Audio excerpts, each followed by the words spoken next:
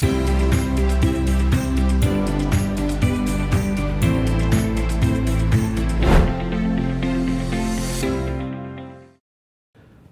Bapak dan Ibu, selamat datang dan bergabung dalam SUAR Roundtable Decision bekerja sama dengan Asosiasi Pemerintah Kota seluruh Indonesia. Kita akan berdiskusi mengangkat tema mendorong peningkatan pendapatan asli daerah khususnya kota. Perkenalkan, saya Suta Dharma Saputra, founder sekaligus pemimpin redaksi SUAR. Izinkan saya untuk memandu forum kali ini. Sebelum kita memulai, mari kita saksikan berikut video tentang Apexi.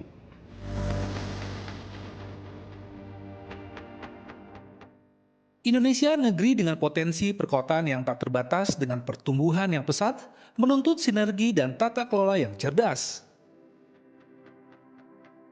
Asosiasi Pemerintahan Kota seluruh Indonesia atau Apexi hadir menjadi sebuah wadah kolaborasi, sinergi, dan inovasi bagi 98 pemerintah kota di tanah air.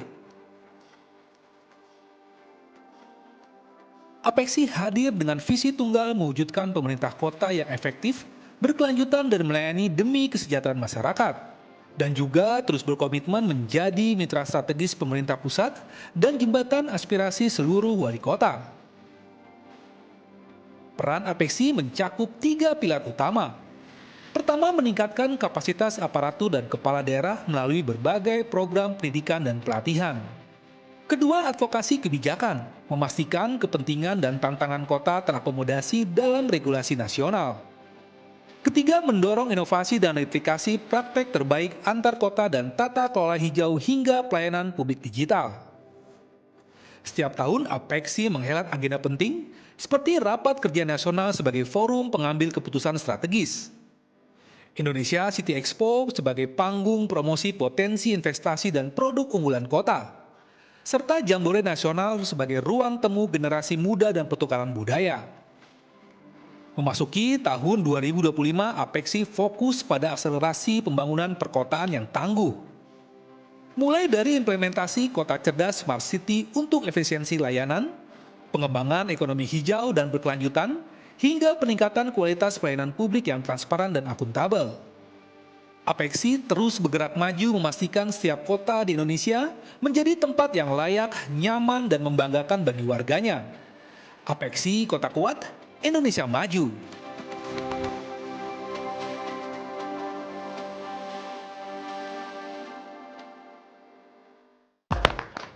Luar biasa, Bapak dan Ibu. Dan di sini telah hadir Ketua Asosiasi Pemerintah Kota seluruh Indonesia yang juga Wali Kota Surabaya, Bapak Eri Cahyadi.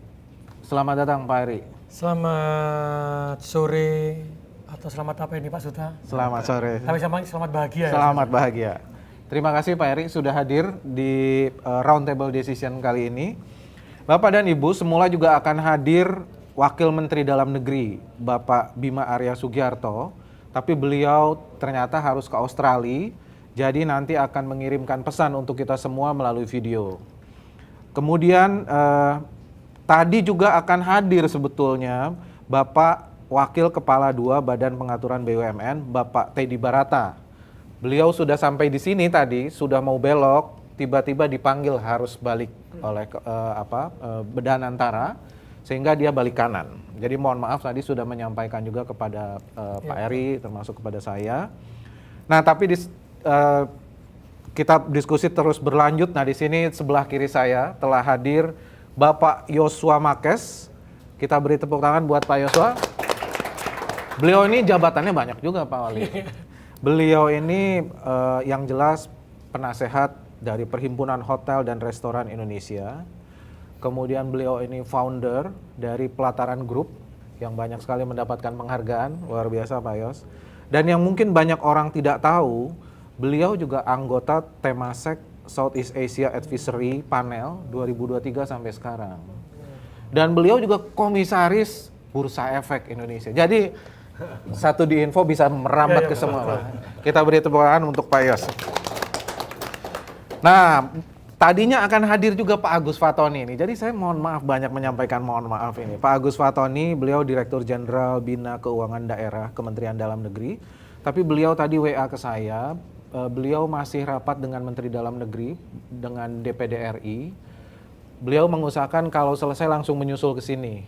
Tapi tadi mohon maaf karena masih berlangsung acaranya dengan Menteri Dalam Negeri. Kemudian di sini hadir tentunya Ibu Lydia Kurniawati Kristiana, Direktur Pajak Daerah dan Retribusi Daerah dari Kementerian Keuangan. Terima kasih Ibu Lydia. Dan di sini juga hadir Bapak Handi Prianto, Kepala Bapenda Kota Malang yang banyak membuahkan prestasi ya Pak ya terkait dengan pengembangan pengelolaan pendapatan asli daerah. Dan tentunya tidak lupa di sini Ibu Riatu Mariatu Kiptiah, peneliti dari LPM UI. Selamat datang Ibu Riatu. Terima kasih. Terima kasih. Nah, Bapak dan Ibu sekalian, di sini saya juga ingin memperkenalkan diskusi ini memang bersifat terbatas, tetapi di sini hadir terutama pertama-tama saya mengucapkan selamat datang kepada Ibu Wali Kota, Bu Wali, Ibu Rini Indriani. Terima kasih Bu.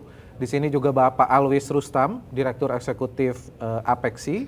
Kemudian akan hadir juga Ibu Gina Galia, Deputi Badan Komunikasi Pemerintah RI. Akan hadir juga Kepala Bapenda, Bapak Kiki Wibawa dari Pemerintah Tangerang.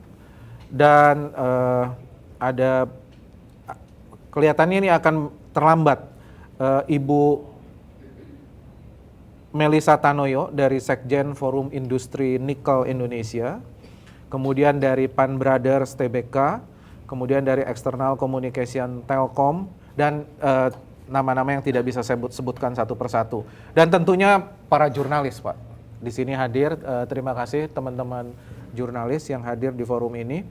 Nah, pertama-tama saya ingin menyampaikan latar belakang dari kegiatan ini. Suara sendiri adalah media yang mencoba mengedepankan jurnalisme solusi untuk mendorong pengembangan semesta dunia usaha di Indonesia ini menjadi jauh lebih baik. Nah, forum ini kami namakan sebagai roundtable decision, bukan discussion, Pak. Jadi diharapkan dari roundtable decision ini keluar sebuah rekomendasi-rekomendasi, keputusan-keputusan konkret atas pemikiran bersama para pembicara di sini dan tentunya juga para Bapak dan Ibu yang menjadi peserta dari diskusi ini. Nah, sebelum kita mulai, Suar sendiri juga mencoba melakukan liputan mendalam Pak tentang bagaimana mendorong peningkatan PAD ini. Sebelum kita memulai diskusi, izinkan mungkin kita lihat video berikut ini.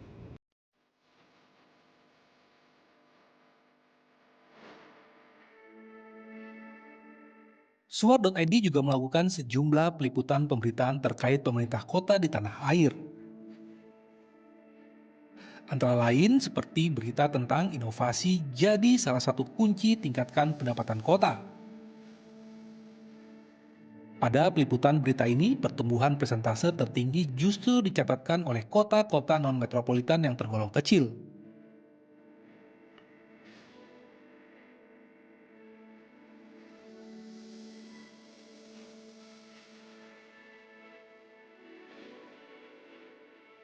Total 7,61% kota berhasil mencatatkan laju pertumbuhan di atas 30%. Berikutnya, Suar ID juga menulis berita terkait alokasi dana transfer ke daerah pada RAPBN 2026. Alokasi transfer ke daerah atau TKD turun sekitar 29% dibandingkan dengan APBN 2025 menjadi 650 triliun rupiah. Selanjutnya, redaksi Suar juga menggarap berita soal pendapatan asli daerah atau PAD Kota Tangerang Selatan.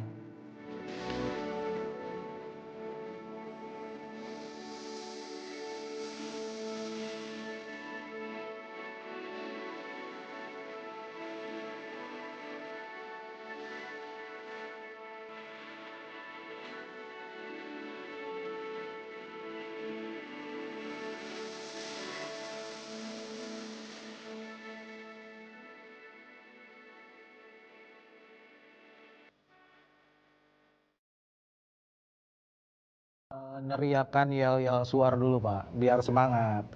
Jadi kalau saya sampaikan nyalakan suar Chief, Bapak dan Ibu langsung menjawab nyala kakak. Gitu ya. Biar semangat, oke? Nyalakan suar Chief, nyala kakak. Oke, kita beri tepuk tangan.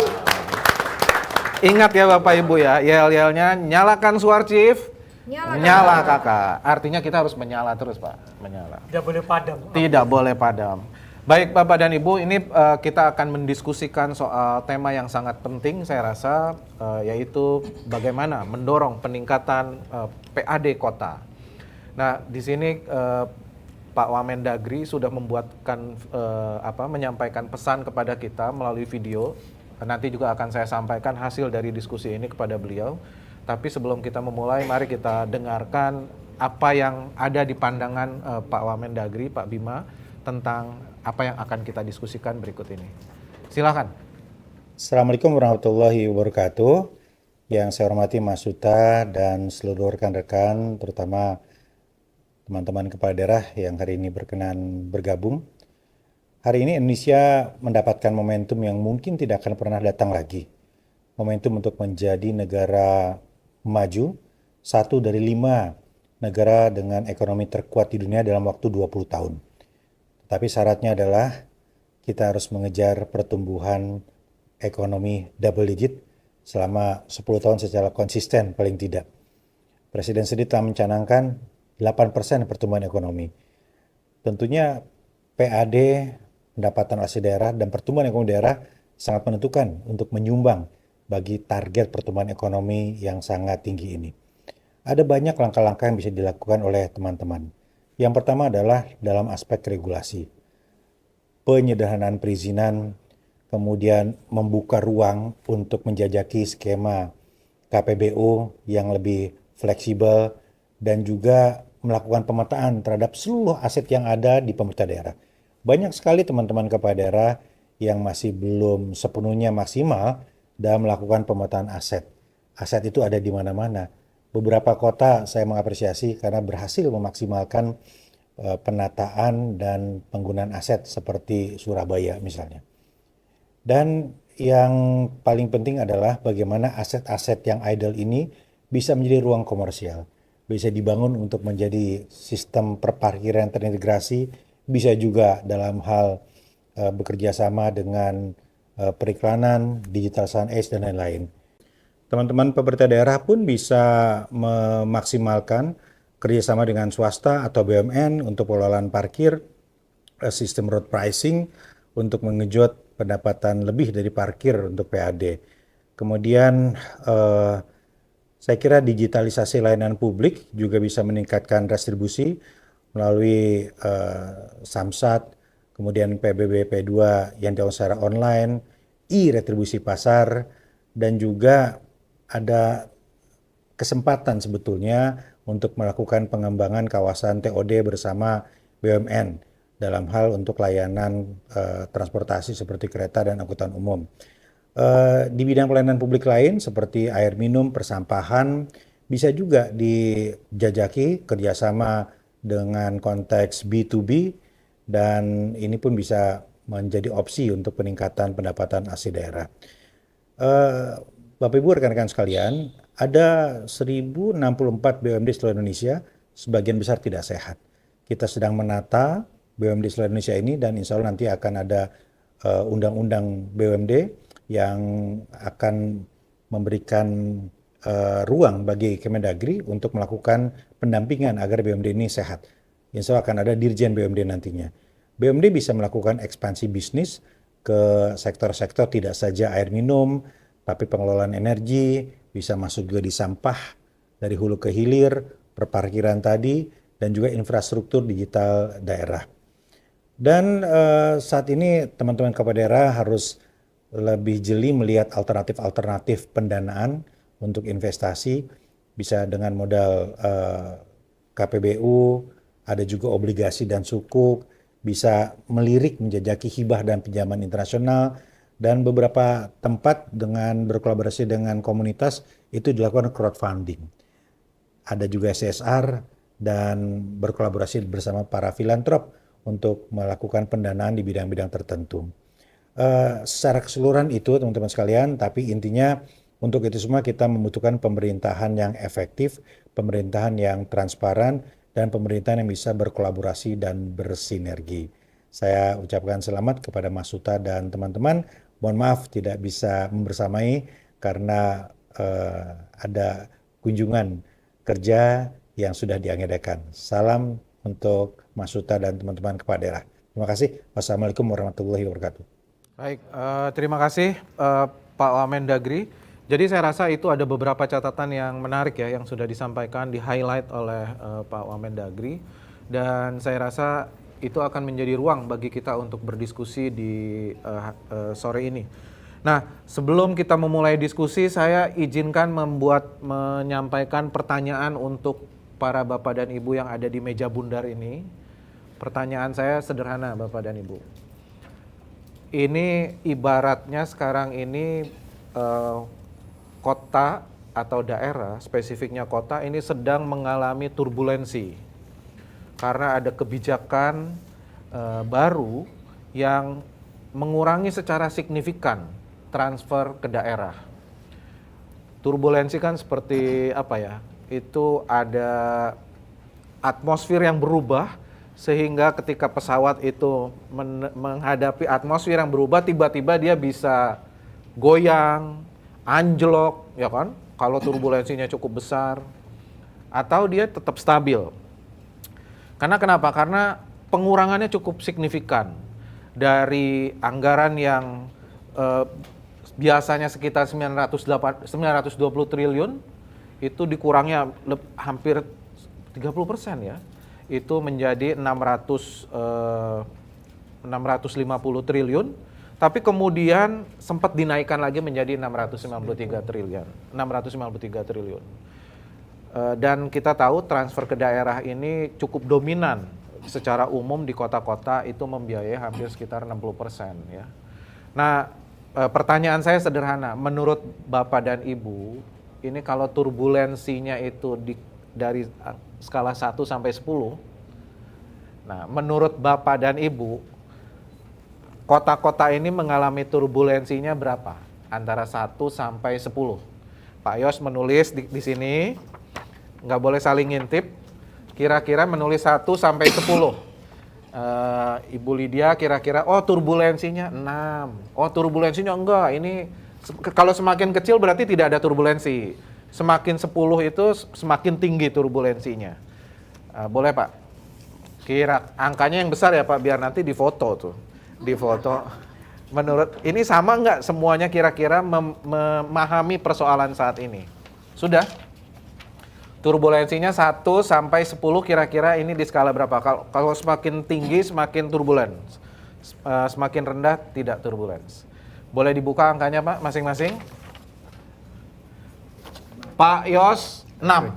Oh, Pak Ketua Apeksi berapa nih? 7, tengah-tengahnya. Oh 7. Ibu, oh 7. Bu Riatu 5 sampai 6. Oke. Bapak 6. Oke. Untung nggak sama, kalau sama kita udah nggak ada diskusi. Jadi saya rasa menarik ya, turbulensinya berarti antara 5 sampai 7. Oke, nah ini saya rasa menarik. Goncangannya cukup besar, tapi ternyata turbulensinya 5 sampai 7 ini kan juga lumayan besar ini. Nah pertanyaan kedua, sama skalanya 1 sampai 10.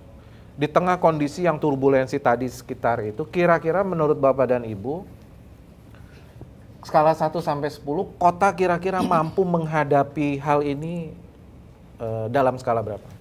Kalau 10 berarti kan semakin mampu ya, kalau kecil dia semakin tidak mampu. 0 sampai 10.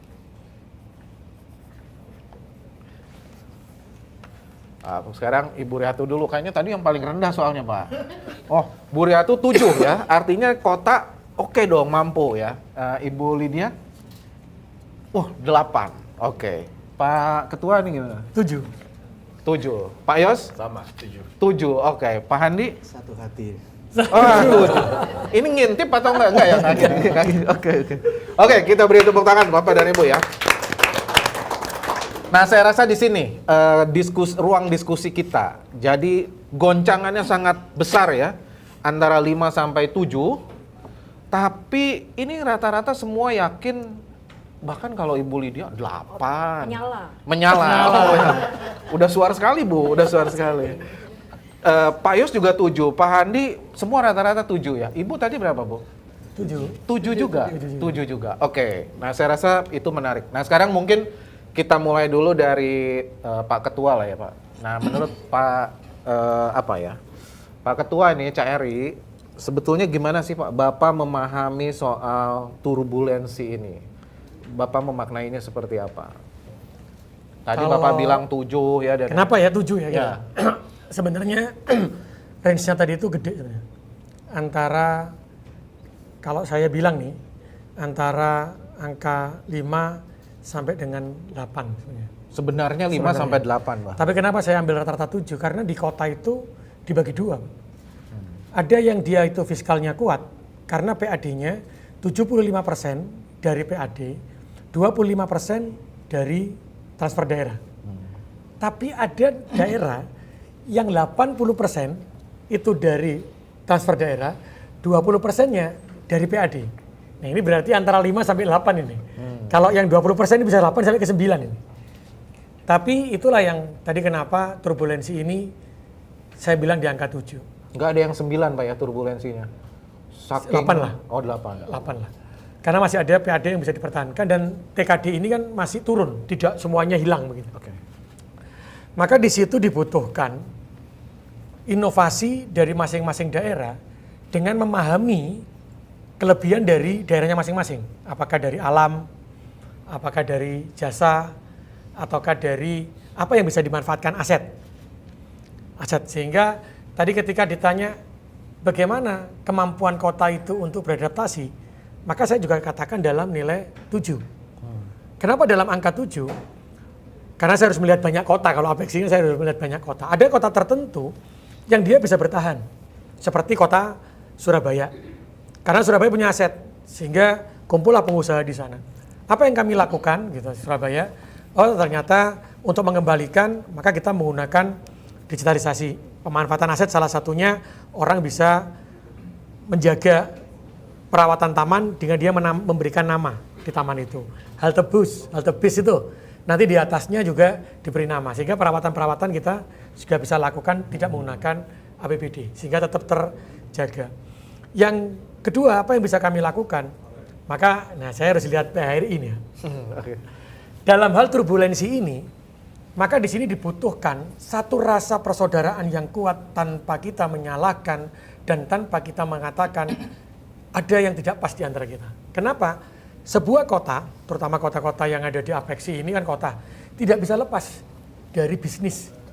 Seperti hotel, restoran, Pak Yosua. Sehingga apa? Dibutuhkan sebuah kepercayaan. Janganlah kita itu mengatakan pemerintah kota, oh ini ada yang mencuri, maka harus pakai seperti ini nih. Yang pihak pengusaha, wah pemerintah kok kayak ini ya, kayak kolektor aja datang terus. Sehingga kita harus memunculkan nih rasa persamaan, rasa guyup rukun dengan apa? Dengan sebuah kejujuran. Maka kita pasanglah alat yang disediakan oleh pemerintah kota sehingga jujurlah itu. Itu yang harus dilakukan inovasi. Kenapa? Karena pajak yang akan masuk dari restoran, dari hotel itu digunakan oleh kota itu untuk memberikan pendidikan gratis, kesehatan gratis, karena ada pendapat Pak Suta. Di mana kaki kita pijak, maka disitulah langit kita junjung. Di mana hotel itu berdiri, maka gerakanlah CSR-nya, pajaknya untuk warga yang ada di sekitar tempat itu. Maka ketika kita bisa bergandengan tangan, saya yakin pergerakan pertumbuhan ekonomi akan bisa bergerak dengan angka 7 tadi. Pak Cak ini melihat Surabaya ya seperti Airbus lah ya, Airbus 330 besar ya. Tapi mungkin ada kota-kota lain yang ya boleh dibilang mungkin kecil, narrow body kecil. Betul. Gitu. Sehingga tadi saya bilang, ketika kami bisa memanfaatkan aset macam-macam, tapi ada daerah yang dia itu TKD-nya besar. Okay. Maka ketika ada turbulensi tadi, maka disitulah kota-kota itu yang alhamdulillah kemarin ketika ada pemotongan TKD, kami pun menyampaikan ke Pak Menteri, pemotongan itu jangan dipukul rata. Karena apa? Ada daerah yang memang dia fiskalnya tidak kuat, ada yang kuat. Dan akhirnya Alhamdulillah Mas Uta, Surabaya gede banget Kenanya. Nah, tapi kan itulah yang namanya NKRI. Bagaimana kita bisa, karena mungkin akan melihat daerah-daerah yang kuat ini bisa menggerakkan lagi dengan inovasinya seperti tadi halte bis. Setelah itu aset, kita bisa pasang reklame. Kalau di kota kecil nggak mungkin reklame, siapa yang lihat? Di tempat kita bisa di pinggir jalan. Itu yang kita lakukan sehingga pergerakan ekonomi ini bisa kita lakukan. Dan yang terakhir, kenapa saya bilang angka 7? Ini dibutuhkan antara kekuatan daerah dan kota untuk bersatu. Karena setiap daerah punya kelebihan. Contoh, kalau di Blitar ada peternak telur, maka di Gresik atau di daerah Jawa Barat penghasil beras. Maka kalau seandainya indeks komoditi kita, setiap kota dan kabupaten itu tahu indeks komoditinya, kebutuhannya apa, dan di situ ada neraca komoditi yang disediakan apa, jangan lagi Surabaya sebagai penghasil beras, tapi ada ketahanan pangan yang kita sediakan beras, tapi beras kita ambil nih dari Jawa Barat. Kita harus bisa tahu nih Surabaya berapa puluh ton yang akan disiapkan dalam 1 bulan 1 tahun, sehingga ada MOU, kita ambilnya di sana. Oh telur ambilnya di Blitar. Ini ketika ada government to government atau bisnis dengan government, maka di sini itu akan muncul kekuatan yang dahsyat. Hulu hilir ini akan berjalan. Jadi janganlah kita ini bersaing. Kalau saya sebagai kota jasa, saya menyediakan telur. Loh kan susah menghasil telur tadi. Sehingga bagaimana kita ini tidak saling mengatakan saya yang terbaik, tapi saya butuh ini, siapa yang bisa menyediakan. Kalau itu bisa difasilitasi dengan suar ini Pak, Bang Suta, difasilitasi, selesai masalah itu. Sehingga tidak ada kesombongan di antara kota dan daerah, tapi apa yang bisa kami berikan, apa yang bisa diambil, sehingga tidak lagi ada urbanisasi juga. Ketika pemuda-pemuda yang ada di Gresik umpamanya atau yang ada di Blitar, dia punya pekerjaan, dia tidak perlu urbanisasi ke tempat kami di Surabaya, ini sama-sama Jawa Timur ya. Maka disitulah dibutuhkan, diuji sekarang hari ini, Tuhan lagi menguji kita nih. Apakah wali kota, kepala daerah, menteri sampai dengan presiden punya hati yang sama, punya pemikiran yang sama, dengan meletakkan egonya, dengan meletakkan kesombongannya, kita diajarkan Tuhan untuk kembali ke fitrahnya sebagai manusia, untuk lam yaskurillah semalam yaskurillah. Mantap, kita beri tepuk tangan dulu ini Pak Wali. Belum hari Jumat udah kedengeran. Tapi saya rasa menarik tadi, ada mungkin nanti bisa kita diskusikan nanti lebih dalam, ada tawaran soal solusi ya, ada indeks komoditas. Saya rasa itu menarik ide dari Pak Karena Wali. saya bilang indeks komoditas, lihatnya langsung ke PHRI saya Pak. Oke. Nah tapi sekarang tadi setelah Cak Eri, mungkin saya ingin lempar dulu ke Bu Lydia ini ya, yang lagi ngasih cobaan berarti Pak ya. Kalau kota kan yang mendapatkan cobaan, ini Bu Lydia yang memberikan yang cobaan. bilang Mas Uta ya Bu. Nah Ibu, sebenarnya tadi Ibu kan melihat, Ibu juga menyadari turbulensi ini cukup tinggi, 7 ya. Tapi yang menarik dari Ibu ini, Ibu meyakini kota ini mampu mengatasinya 8 bahkan. Nah, gimana tuh Bu Lydia? Dari Kemenkeu ini bisa melihat ini, padahal kalau saya lihat turbulensinya besar banget Bu. Jadi kalau turbulensi itu kan biasanya ada yang goyang ya, ada yang barang jatuh. Kalau ini nih bisa kejeduk Bu, maksudnya karena jeglek gitu, 30%. Nah, kita ingin tahu dari Kementerian Keuangan ini sebetulnya gimana melihat ini? Makasih. Ya. Pak Suta, tadi kenapa saya ketika ditanya turbulensi itu 7 gitu ya. Karena yang ditanyakan adalah konteks kota. Betul. Mungkin jawaban saya akan berbeda kalau ditanyakan untuk level Kabupaten. pemerintah daerah yang lain Oke. gitu ya. Mengapa kota diyakini jauh lebih bisa mengatasi kondisi ini? Kita kembali kepada perspektif desentralisasi fiskal gitu ya.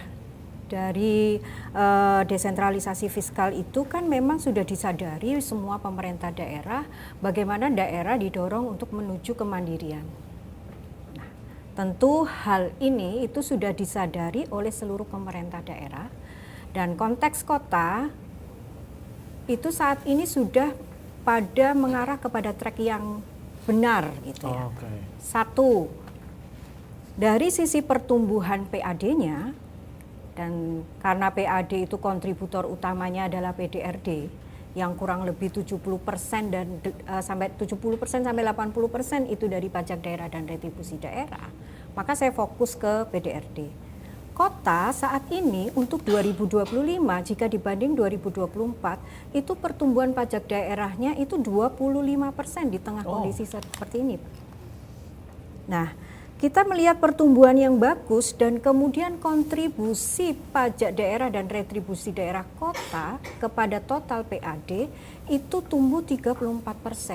Selaras tadi berita suar, waduh saya alhamdulillah itu tadi dikutip itu di berita suar, waduh angkanya cocok sama angka saya ini. Untung cocok Bu ya, kalau nggak cocok bahaya nih saya. Beda ini gitu Oke, kan ya, Pak. terima kasih. Itu pertama. Jadi kota tumbuh, Pak. Oke. Nah ini Dari angin periode segar sebetulnya Bu ya. Iya, kan harus menyala Pak, Menyala. optimis. Oke. Itu poin pertama mengapa saya menyadari bahwa untuk kota turbulensinya masih bisa diatasi dengan kondisi kota, level kota yang sudah mayoritas dari 98 itu sebagian besar sudah mapan lah, sudah tegak di dalam mengurusi PAD-nya. Itu pertama. Yang kedua, setiap tahun kami itu menghitung potensi PAD. Ya. Untuk tahun 2025, kita mendasari potensi PAD-nya dari pencapaian 2023-2024. Angka di kami itu 410, Pak. Sekitar 400-an lah, nasional ya, tidak hanya kota. Dan ketika tercapai di 2024, atas angka potensi yang kami hitung, itu ketercapaiannya 80%. Ini potensi Pak, bukan target ya. Iya, iya. Potensi, bukan target. 80%. Saya melihat hal ini adalah positif. Mengapa? Berarti pemerintah daerah, tidak terbatas hanya kota, memiliki kisaran angka tax effort itu 80%.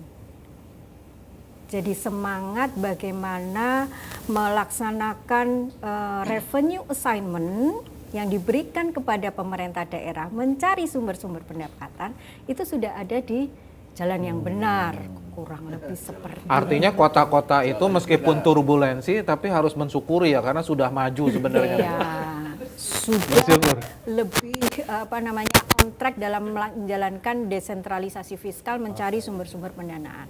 Kenapa enggak kebijakannya itu karena udah bagus justru ditambah Bu? Nah ini Insentif. belum cerita ditambahnya ya Pak ya. Oke. Poin ketiga, mengapa saya yakin bahwa ke-8 kita Artinya kota mampu ya ya, mengatasi turbulensi. kenapa mampu ke-8? Kita lihat dari indikasi tax ratio, local tax ratio.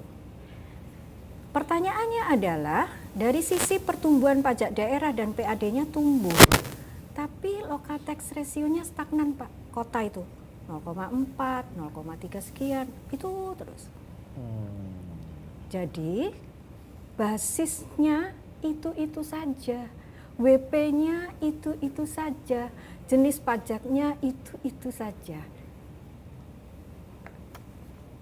Ada optimisme loh Pak di sini, potensinya masih besar. Tapi kalau ngomong loh tax ini. ratio nanti Pak Yos nih berikutnya. Waduh ini tax ratio nih. Oke.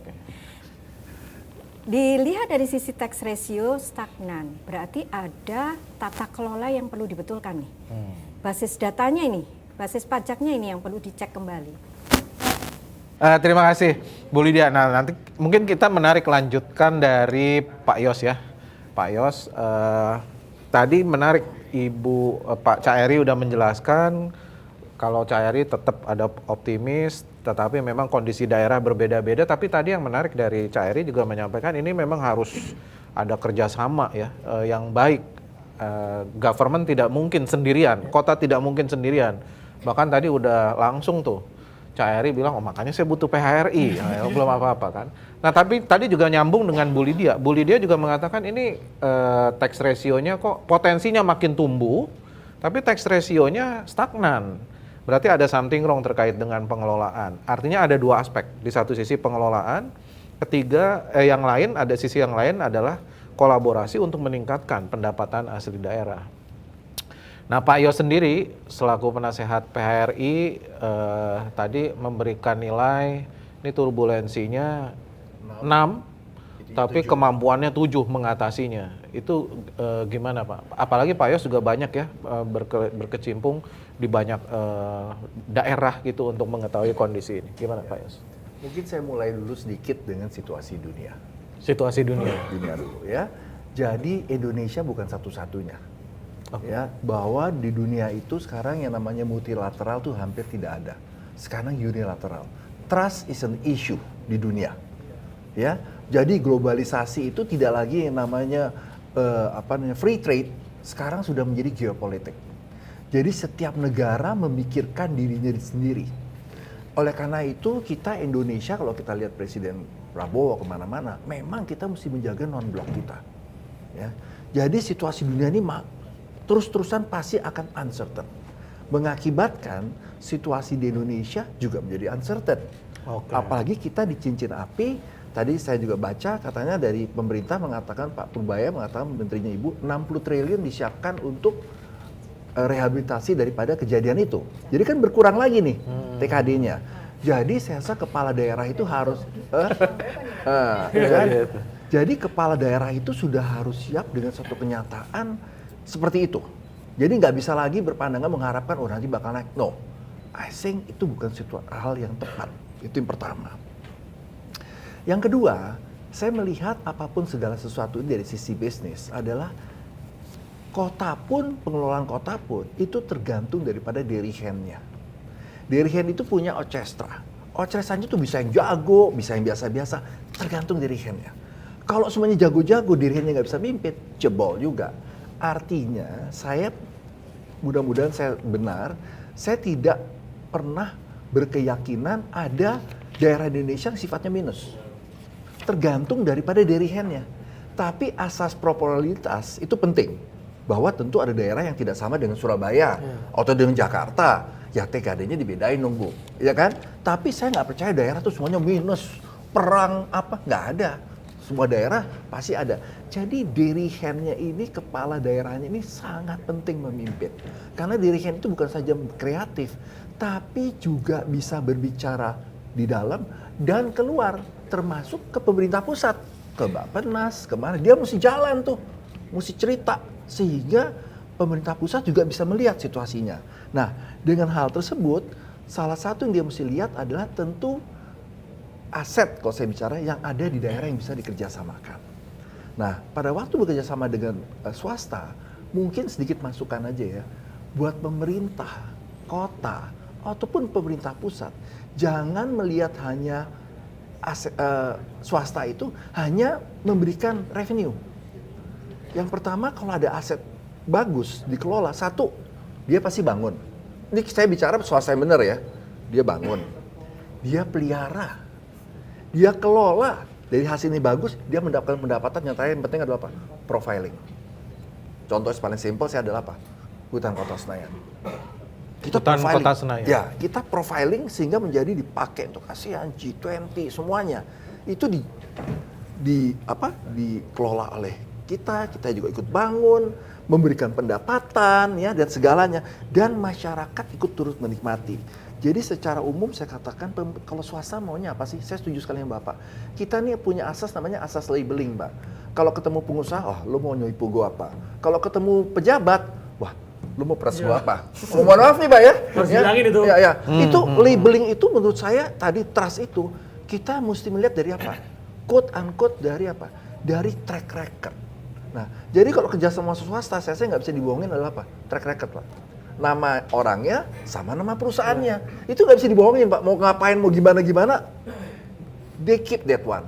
Nah, itu menjadi modal sehingga 3K yang menjadi concern pengusaha. Bapak kira-kira tahu nggak 3K itu? Concernnya pengusaha. Kira-kira aja, Pak, 3K. K. Yang satu adalah kepastian. Kita tanda tangan kontrak, besok wali kotanya diganti, gubernurnya lanjut kali ya. Nah, 2, kenyamanan. Lagi anak kerja, periksa, tanya, masuk. Kita jadi nggak kerja, Pak. Jadi kita ngirusin birokrasi. Ya. Yang tadi saya bilang kepastian, kenyamanan. Keamanan. Oke. Ya. Kita kadang-kadang suka bilang nih, kalau jadi kerja bagus, kerja jelek pasti dipisui. Wah, gila nih. bagus, nanti proyeknya diambil. Jadi kita juga mau gimana nih profilingnya ya. Jadi Indonesia itu memang unik Pak. Nah, kepala daerah sebagai dirigen dari pajak Ostresa itu, di mana salah satu dari pemainnya adalah swasta, harus bisa membuat menjadi suatu Ostresa yang baik dengan repertoire yang tepat. Itu aja kira-kira Pak. Oke, wah menarik. Kita beri tepuk tangan ya Pak Yos ya. Ini ada poin-poin yang menarik dari Pak Yos itu. Pertama, ini efek sebetulnya juga harus dilihat dalam konstelasi geoekonomi atau geopolitik global yang memang uncertainty, sehingga pasti kebijakan pusat juga memperhitungkan itu, dan ini merupakan imbas ya yang harus siap. Dan tadi menarik Pak Yos, ini udah kepala daerah jangan berpikir TKD-nya naik, malah mungkin bisa makin turun-turun terus, justru mengantisipasi. Wah ini tambah cobaan lagi nih. Tambah tinggi tuh. Tambah tinggi, turbulensinya naik terus. Yang penting gini aja, bangsa kayak gini. Jangan makin jelek. Nah kemudian tadi yang menarik juga, nah ini kerjasama dengan swasta sebetulnya. Ini menyambut tadi yang disampaikan Cak Eri ya, sebetulnya ada keinginan dari dua belah pihak Pak ini untuk bekerja sama, tapi tadi ada catatan jangan cuma sekedar ngelihat revenue, tapi ngelihatnya jangka panjang, profiling, pengelolaan aset dan yang lain-lain yang bisa berdampak justru jangka panjang. Dan tadi ada labeling yang harus dihilangkan. Ya. Yang satu bilang nipu, Boleh yang satu bilang malas. Pak Suta. Apa? Tadi Pak Suta ngomong jangka panjang ya. Ya. Kadang-kadang pemerintah daerah juga terbatas. Setahu saya ada keputusan Menteri Dalam Negeri yang mengatakan kerjanya itu kerjasama itu hanya 5 tahun. Kalau lebih dari 5 tahun itu harus ke DPRD ke 25 tahun. Sedangkan perusahaan-perusahaan besar dia bukan taruh hanya uangnya Pak, dia taruh reputasinya, brandnya dia. Nah kalau cuma baru berapa tahun diganti atau kejadian, dia bilang wah jangan deh. Oke. Itu aja. Oke. Nanti sebelum ditanggapi nih pandangan-pandangan Pak Yos, mungkin Pak Hendy dulu. Pak Hendy tadi menarik. Saya dengar Kota Malang ini juga banyak melakukan inovasi ya untuk mengoptimalkan pendapatan asli kota itu dengan digitalisasi dan yang lain-lain. Artinya kalau tadi dalam konteks kolaborasi, tetapi di sisi yang lain inovasi untuk melakukan digitalisasi untuk meningkatkan PAD juga dilakukan. Seberapa signifikan itu? Silakan Pak Hendy. Terima kasih Pak Suto. Karena pemberi turbulensi mengatakan harus kuat. Pemberi turbulensi siapa Pak? Beliau. Oh, beliau. Ya. Dia langsung mendatang gitu. Dicatat Bu. Tapi diamini Bu, katanya harus kuat ya, tetap harus kuat. Ya, maka kita harus optimis. Oke. Kadangkala musibah itu adalah anugerah. Oke. Karena musibah itu menyebabkan kita kreatif. Dulu saat kita COVID, hancur lebur kita, kondisi Kota Malang saat itu pajak daerah 490-an miliar itu terjun ke menjadi 300-an. Kemudian dikala itu kita harus survive. Dikala itulah saya dimasukkan di sana dengan harus memulihkan rebound kembali. Maka jawabannya adalah digitalisasi. Dikala itu kami susah ketemu WP karena ada pembatasan, kemudian pelaku usaha juga harus tutup, kemudian yang jual makanan harus take away, memanfaatkan digital. Nah di situ kami coba untuk mengikuti swasta yang saat itu menerapkan digitalisasi. Kami juga terapkan digitalisasi dengan memasifkan pemasangan e-tax salah satunya, kemudian di PBB juga kita terapkan digital, dan sebelum QRIS booming sekarang, di kami sematkan QRIS itu di 2022. Dan itu pertama di Jawa Timur. Mohon maaf Pak Wali Kota Surabaya. Jadi mendahului Surabaya Pak. Siap. Oke. Nah, itu memudahkan, dalam rangka memudahkan masyarakat yang terbatas untuk keluar saat itu. Tetapi yang kami niatkan untuk memudahkan layanan masyarakat justru ada multiplier effect yang terjadi, yaitu ada lebih transparansi, kemudian mengatasi, meminimalisir kebocoran, permainan pajak antara wajib pajak dengan petugas pajak. Kalau saya mengistilahkan, staf saya itu makan nasi, wajib pajak makan nasi. Sesama pemakan nasi kalau ketemu, jatuhnya tepo seliro musyawarah mufakat 86. Maka ini harus saya sekat dengan yang namanya digital. Seberapa besar efek dari digitalisasi itu menekan kebocoran Pak Andi dari pengalaman yang selama ini? Mungkin Bapak Ibu yang hadir di sini dan pemirsa mungkin saya kasih contoh, bukan brand nasional ya, tetapi siapapun yang ke Malang pasti akan datang ke salah satunya yang namanya bakso Presiden. Itu di pinggir rel, itu bakso goyang, jadi makan bakso rel kereta api lewat goyang dia. Turbulence, bukan? Turbulen jadi mangkoknya agak bergoyang. Nah pada saat manual itu setoran pajaknya antara 3 sampai 4 juta per bulan flat. Begitu kami sematkan electronic tag di situ, angka itu berubah menjadi 100 juta per bulan. Besar sekali ya. Kira-kira itu gambarannya. Itu baru satu.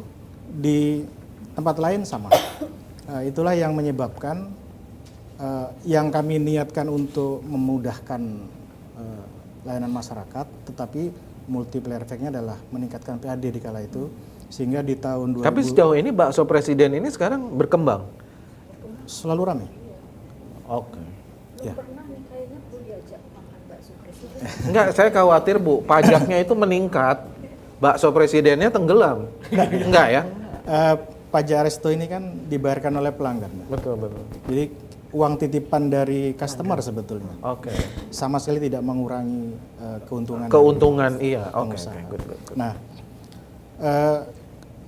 lalu kita kembangkan di semua jenis pajak. Saat ini sudah 100% digital. Tidak ada satupun layanan yang kami berikan secara manual di Kota Malang. Kemudian kalau kita bicara kreatif, kadang-kala kreatif juga butuh dana, Bu. Jadi kalau kepala daerah atau daerah diminta kreatif, tapi TKD dikurangi kan susah juga berkembang itu kreativitas. Memang ada daerah yang mampu untuk mengatasi itu.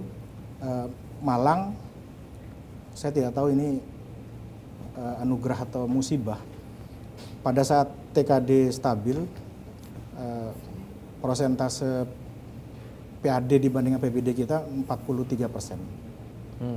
Begitu PAD-nya 43%. 43%.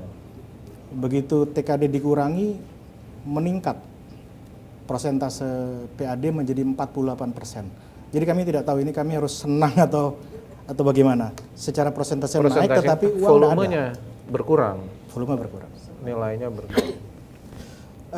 Itu dialami oleh banyak daerah dan memang itu memacu untuk kreatif. Kemudian izin saran, kalau kita bicara Dirjen atau kita bicara digitalisasi, tidak bisa serta-merta Bu Lydia di Kemenq di pusat, apa kata daerah dah. Kalau kepala daerah kreatif pasti naik. Tidak ada kaitan dengan pusat. Ada, Bu. Saya ingin menyoroti satu hal, bagaimana korelasi kebocoran PAD terhadap kebocoran potensi pendapatan negara. Kadang-kadang kan kita memilah, ini pajak daerah, urusan daerah lah. Pajak provinsi, urusan provinsi. Pajak pusat, urusan pusat. Padahal dalamnya itu ada terkait. Ambil contoh, BPHTB. Manakala daerah tidak mendigitalisasi BPHTB, di situ ada tawar-menawar. Apalagi ada gap antara tidak banyak daerah yang NJOP-nya setara harga pasar. Mungkin Surabaya, Malang, setahu saya Semarang, kemudian Tangerang, Bandung itu hampir mendekati harga pasar. Tetapi di banyak daerah ini range-nya jauh. Undang-undang kita mengatur yang diperkenankan di atas NJOP dikit. Padahal harga transaksinya jauh di atas itu. Nah, ini memicu negosiasi. Di Verlap misalkan di angka 10, oh ini kawan dari kepala daerah, ini konstituen, ini keluarga dewan, turunin dong. Tidak akan mungkin kepala Bapenda menolak. Turunkan, siap, pasti turun. Karena ada range. Nah, begitu ini diturunkan, ambil kata misalkan BPHTB harusnya kena 10 juta. Karena diturunkan jadi 5. Korelasinya dengan pendapatan negara apa? PPh final 2,5%. harusnya negara dapat kalau ini 10 juta, APBN dapat 5 juta. Dengan ini 5 juta, Turun juga itu. ini jadi 2,5. Bagaimana kalau ini terjadi di 514 kabupaten kota? Potensi loss di kabupaten kota 1/514, tapi potensi loss negara dikali 514. Oke. Maka besar sekali potensi loss negara di situ. Ya. Yang berikut, resto, PPJT, resto, hotel. Begitu tidak diterapkan digitalisasi di daerah itu, maka sudahlah di story berapa diterima. Karena tidak banyak atau belum banyak daerah yang memaksimalkan e-tax. Kalau Surabaya saya yakin sudah, kami sudah. Tetapi daerah lain masih banyak yang belum. Begitu pemerintah daerah tidak fokus pada digitalisasi, maka di story pajak resto berapapun diterima. Karena masih manual. Atau e-tax-nya pun dipakai tapi tidak dimanfaatkan. Di story pajak hotel berapa diterima. Dampak ke pusat apa? PPN dan PPH, Pak. Maka 2 kali loss negara di situ. Sehingga kalau tadi Bu Lydia mengatakan, ayo gimana daerah kreatif, maka saya membalik ke beliau, ayo Bu menjadi dirijen dari daerah, bagaimana supaya daerah ini seragam, semua serempak sama, dengan ini semua proses digital jalan, maka ini akan mengurangi potensial loss di pendapatan negara secara tidak langsung. Oke, menarik. Terima kasih Pak Hendy. Digitalisasi kelihatannya ini menjadi sesuatu yang sangat-sangat penting ya. Bukan hanya untuk kota, tetapi bahkan juga berdampak sangat besar terhadap pusat. Nah, saya rasa nanti kita akan buka pertanyaan dari atau tanggapan dari Bapak Ibu sekalian yang hadir di sini. Tapi sebelum itu kita ingin tanggapan kritis nih dari Bu Riatu yang banyak melakukan riset-riset Pak soal ini. Silakan Bu Riatu. Iya. Nanti teman-teman atau Bapak dan Ibu yang ingin punya pertanyaan, dari sini juga banyak jurnalis, silakan. Ya, tadi mungkin sudah disampaikan juga ya oleh Bu Lydia, Pak Eri, Pak Handi, dan Pak Yosua ya. Jadi konteks di Indonesia kalau bicara tentang turbulence, uncertainties ya, kita ada uncertainties di domestik maupun global, tapi resilience-nya itu terlihat. Jadi contoh tadi di 2020 untuk pajak dan retribusi daerah itu nurunnya sampai minus negatif 14%, dan sektor jasa seperti restoran, hotel itu ya negatif, di Bali double digit 2 kali ya, dan juga Jogja itu yang pertama. Tapi kemudian tahun berikutnya itu meningkat di atas 10%, 11-14%, dan bahkan terus meningkat tahun-tahun berikutnya. Dan secara rata-rata itu sudah di 14%, kalau tadi Bu Lydia bilang 20% ya berarti meningkat lagi ya. Dibandingkan periode sebelum COVID yang levelnya itu masih di 10%. Berarti kan apa yang terjadi di COVID pada saat krisis, itu kan berarti banyak inisiatif yang kemudian ketika recover, itu kayak panen, ya kan? Jadi itu seperti digitalisasi, mungkin juga melihat waktu di periode itu kan kebersamaan juga ya, komunitas di awal, kemudian pemerintah juga menerima kritik pada saat itu ya, jadi lebih cepat, bahkan di pemerintah daerah pun itu ketika itu kan juga udah selesai ya, proses APBD sudah selesai, terus kemudian langsung drop ya. Negara lain sebenarnya menambah TKD, tapi di Indonesia turun TKD-nya. Itu adalah pengalaman pertama turun TKD itu 8%. Jadi, Di saat COVID itu? Saat COVID itu. Jadi sudah turun TKD, kemudian juga kondisi ekonominya juga turun kan. Tapi ternyata bisa recover walaupun sektor-sektor dari yang PAD-nya itu banyak yang terkait dengan jasa, dan di antara tingkat pemerintahan ini yang paling terdampak kabupaten ya, terutama kota.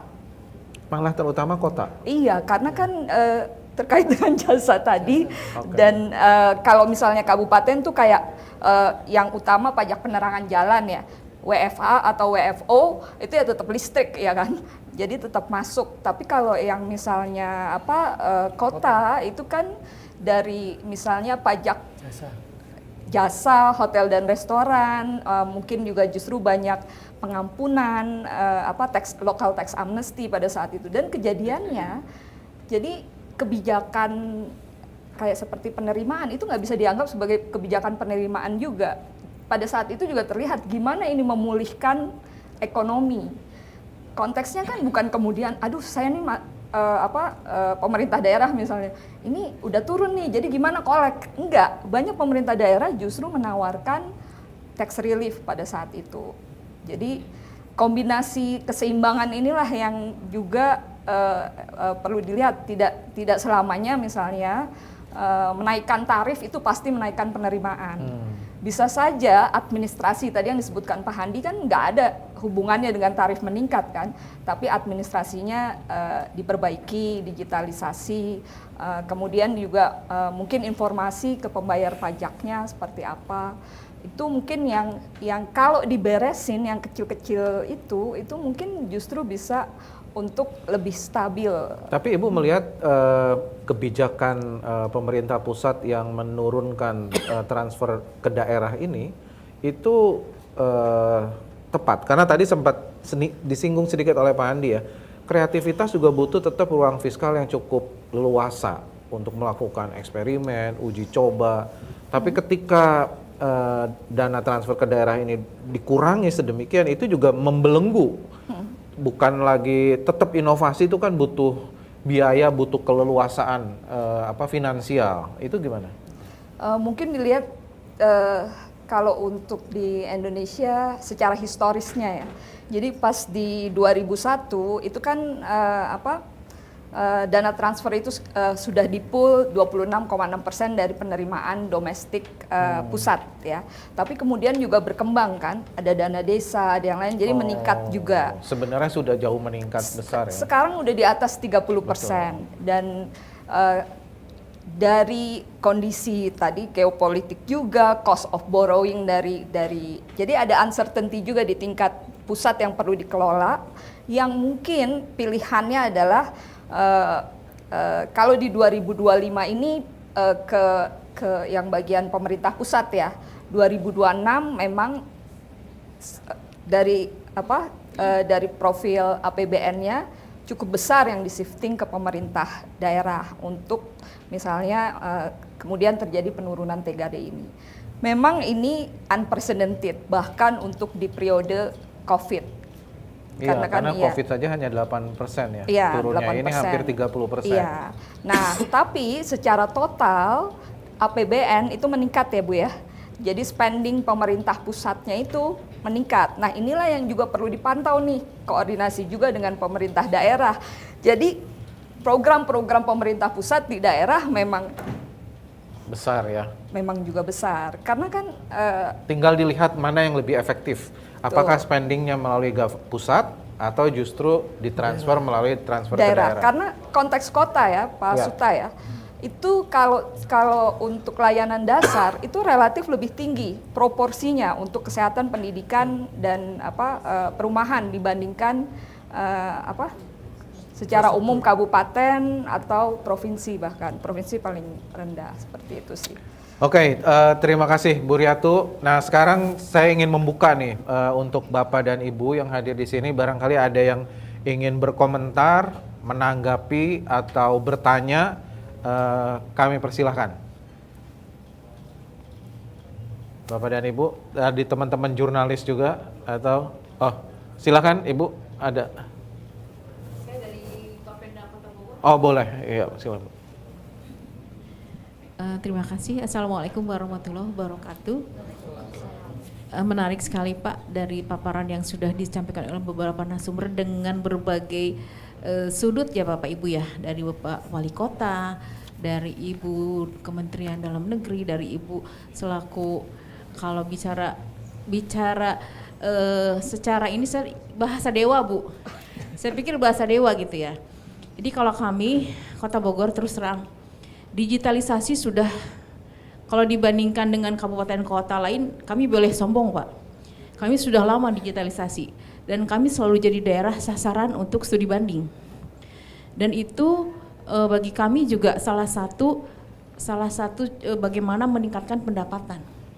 Nah, pada saat ini kalau kami bicara di sini karena saya sebagai kepala bidang, mungkin sasarannya atau arahnya lebih bagaimana mencari pendapatan Pak ya, lebih fokus bagaimana mencari pendapatan di daerah sehingga yang saat ini bagi kami adalah saat yang paling sulit. Kalau turbulensi tadi 7, kami juga hampir 8 Pak turbulensi Kota Bogor ini karena kami daerah yang memang banyak sekali berbicara di bidang jasa.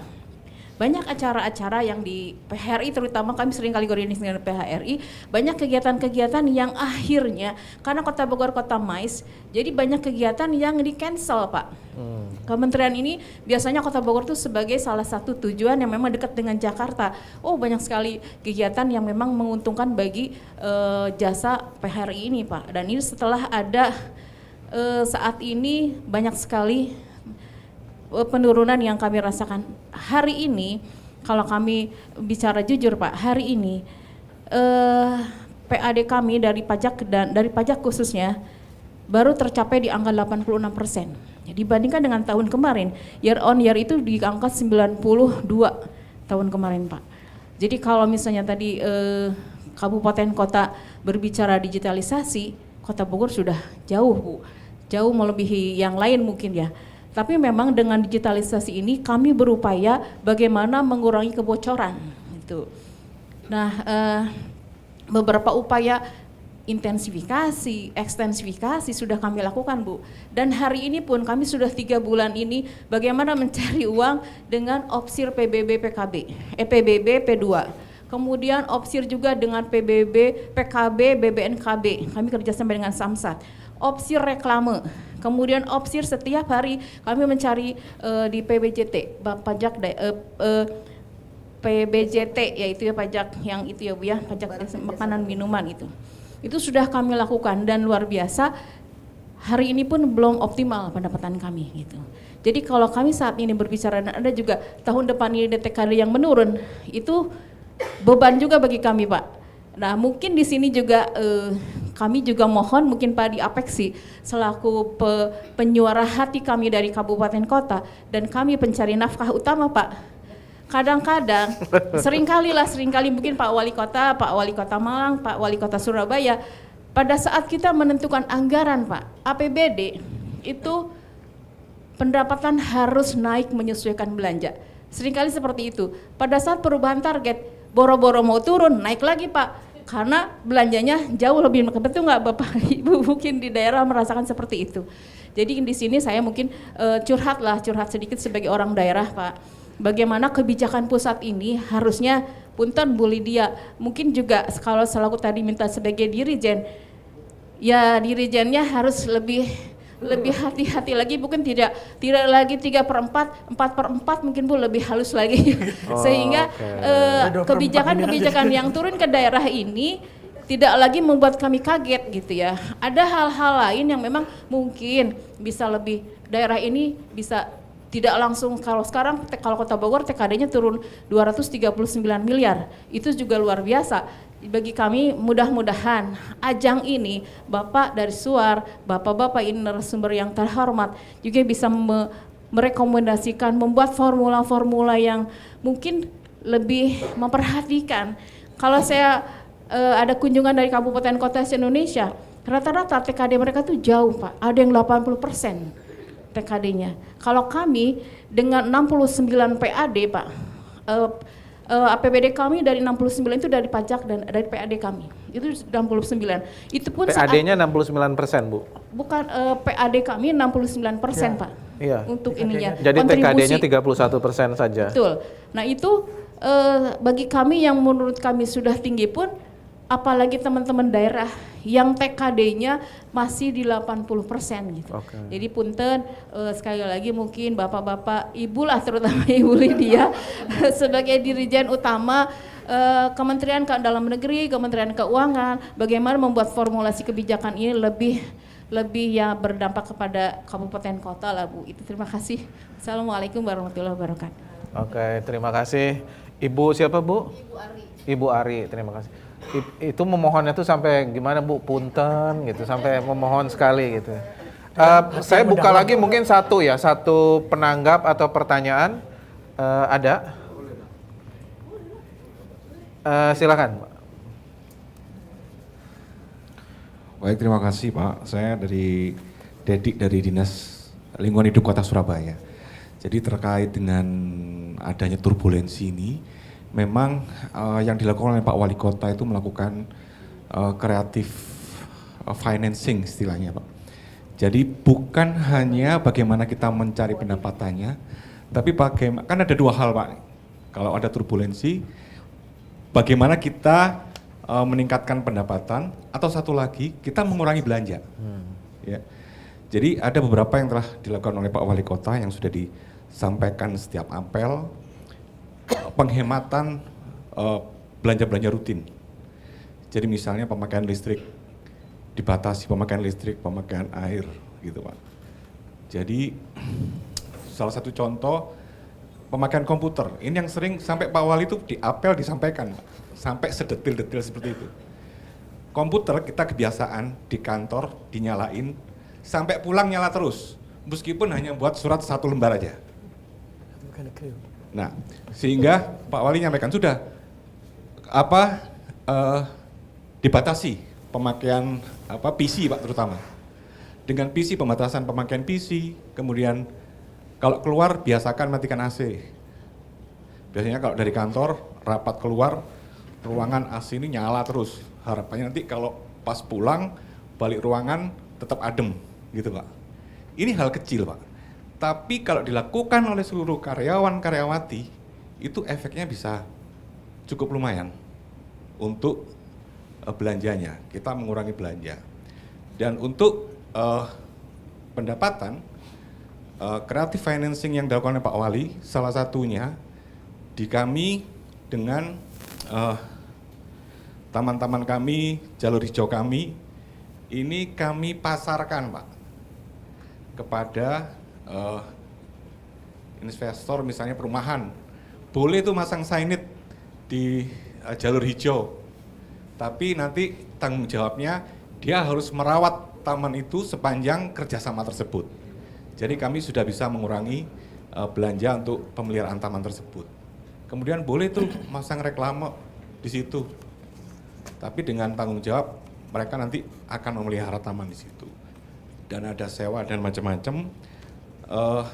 Mungkin itu beberapa hal yang dilakukan terhadap creative financing yang dilakukan oleh Pak Wali setelah adanya pemotongan THD yang ada dari pemerintah pusat. Mungkin itu dulu Pak. Terima kasih. Oke, saya rasa tadi ada catatan menarik dari Pak Dedi ya, creative financing ya. Nah saya rasa ini mungkin menarik nih, Cak Eri ya, tadi ada beberapa tanggapan, kemudian dari diskusi-diskusi tadi, sebetulnya harus, yang penting kita lakukan sekarang adalah kita harus merumuskan, lalu solusinya itu apa dalam kondisi begini kan. Ini kan tidak bisa dihindari yang namanya pengurangan TKD itu terjadi di 2002. Kalau tadi Pak Yos sudah bahkan mengantisipasi, jangan-jangan nanti akan terus seperti ini, harus tidak boleh berpikir naik, ya kan?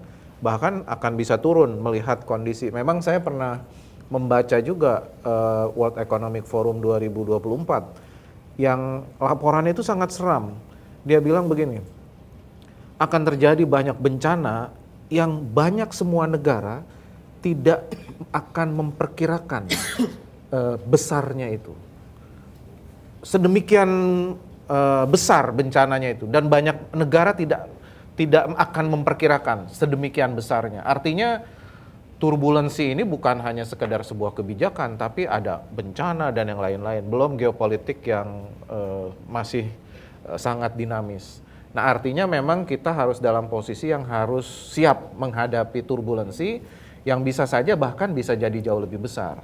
Nah kira-kira Pak Ketua, ini solusi-solusi cesplengnya itu ada nggak ini untuk yang quick win? Apakah memang kolaborasi tadi yang paling powerful yang harus dijahit sekarang ini seperti apa? Silakan. Jadi kalau saya nih menurut pribadi, yang pertama adalah kolaborasi semua pihak. Tapi yang terpenting hari ini kita nggak boleh jalan sendiri-sendiri.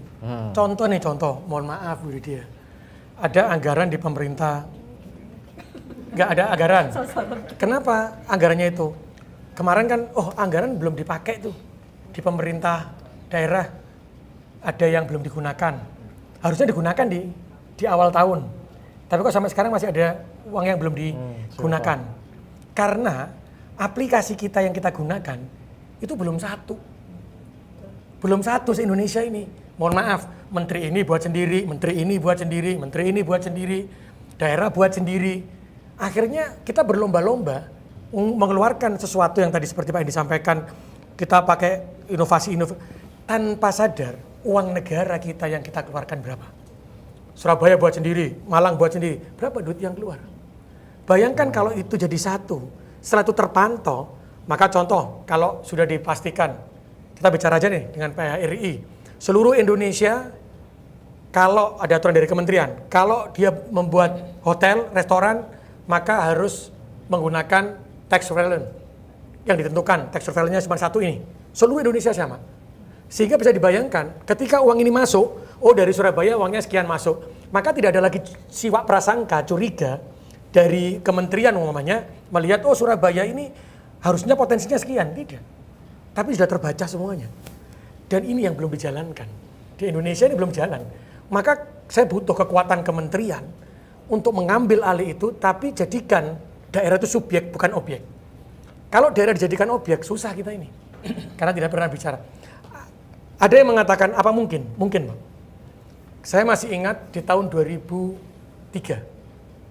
Di Indonesia belum ada lelang elektronik. Sekarang ada procurement kan? Iya, procurement. Tahun 2003, yang menjalankan lelang elektronik pertama di Indonesia adalah Surabaya. Hak ciptanya atas nama saya. Luar biasa. Dan itu saya di 2003. Masih ada Perpres 80. Perpres 80 hanya satu lembar dibunyikan terkait lelang elektronik. Tapi saya waktu itu masih jadi staf. Saya dulu PNS masalahnya. Jangan kita Mas.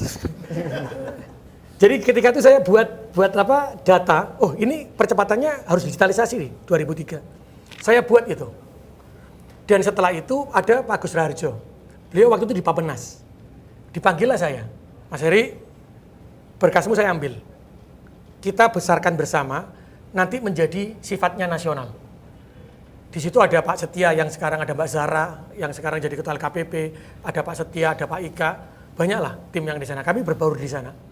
Dan akhirnya pada waktu itu beliau menjadi kepala LKPP, juga setelah itu jadi ketua KPK, diterapkanlah ini di Indonesia. Berapa penghematan terkait lelang elektronik? Tapi semua daerah bisa terbaca. Kalau daerah itu bergerak ada anomali, terbaca. Terus ada yang berbohong, terbaca. Bayangkan, kalau sekarang terkait pajak ada kejujuran, seperti itu antara PHRI itu di pusat kota, di pusatnya Kementerian Keuangan mungkin membuat itu dijadikan sama semua gitu boleh dia. Sehingga kan tahu, ternyata kemampuan daerah itu yang ini sekian nih, yang ini sekian, yang ini sekian. Sehingga TKD-nya ini nggak mungkin dipaksa seberapapun nggak mungkin nih. Aku kasih sekian, yang ini bisa mandiri. Maka disitulah yang saya tadi bilang Pak Suta, kita butuh nih persamaan, persatuan nih hari ini. Kita lagi diuji Tuhan.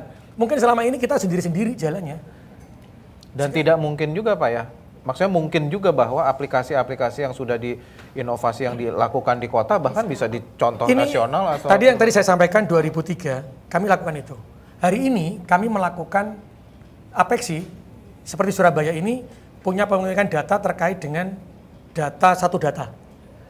Selalu Jakarta yang punya sekarang.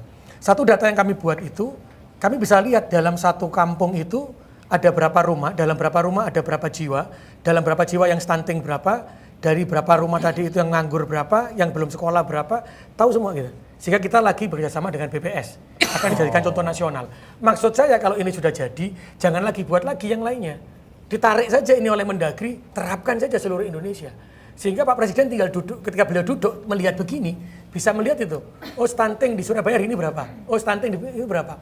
Tinggal sekarang dinilai kepala daerahnya berhasil apa tidak menjalankan aplikasi itu. Karena hari ini kalau kita saling menyalahkan, kita saling mengatakan harus begini begitu, tanpa ada satu kapal besarnya, perahu besarnya, kita akan pernah jalan.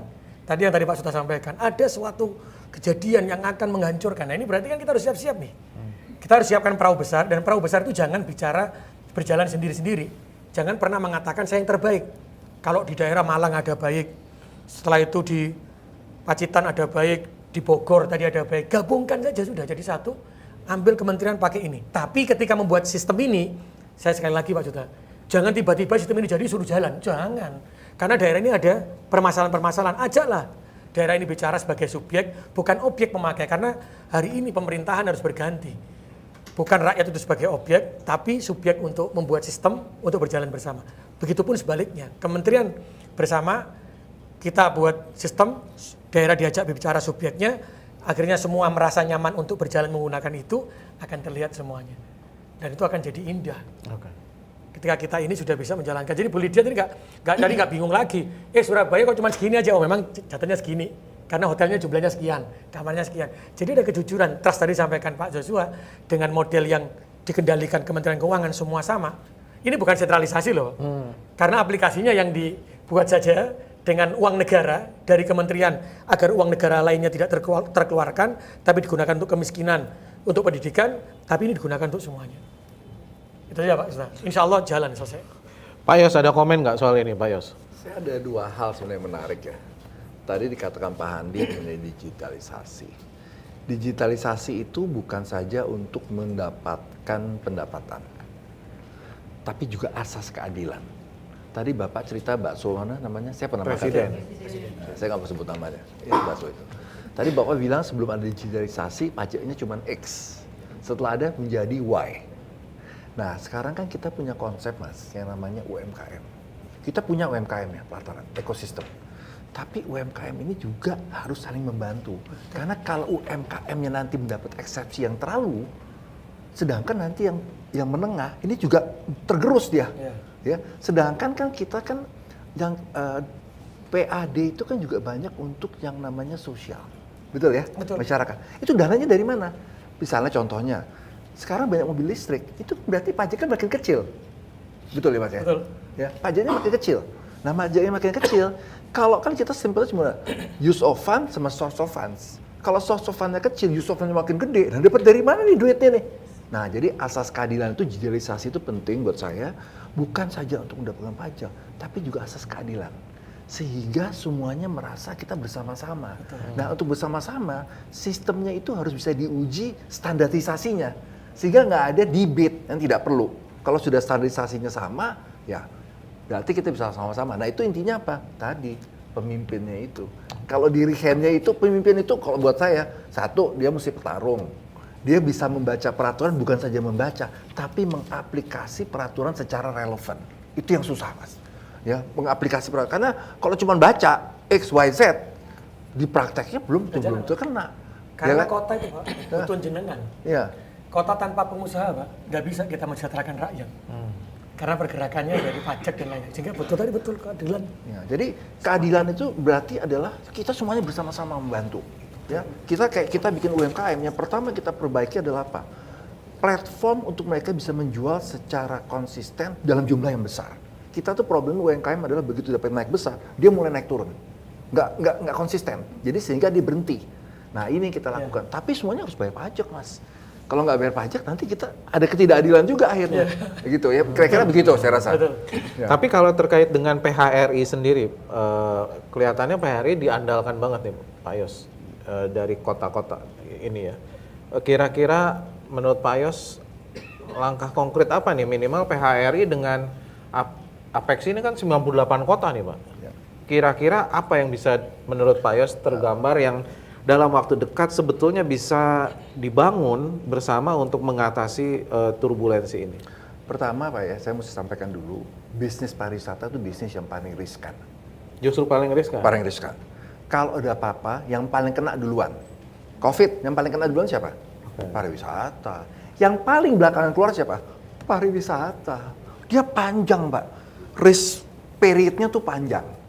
Ya. Pak, paling kena duluan. Kan pada waktu paling, COVID, ditutup. Tapi paling belakang keluarnya, pulihnya. Oh, pulihnya juga paling belakangan. Okay. Jadi dia kena duluan, keluarnya paling belakang. Jadi risk period itu panjang. Nah, kalau sebenarnya kan kalau pariwisata itu itu kan pajaknya itu sudah jelas semuanya, Mas. Ya kan? Jadi tinggal masalah kedisiplinan. Gitu. Betul ya? Tinggal kedisiplinan aja kok. Kalau disiplin, ya mestinya nggak ada problem ya. Ya. Tapi juga pemungutannya juga benar gitu loh ya. Kalau nggak benar juga nantinya akhirnya timbulkan suatu tadi turbulensi antara yang begini begini jadinya wah yang benar dia turun tergerus marketnya. Itu aja gitu.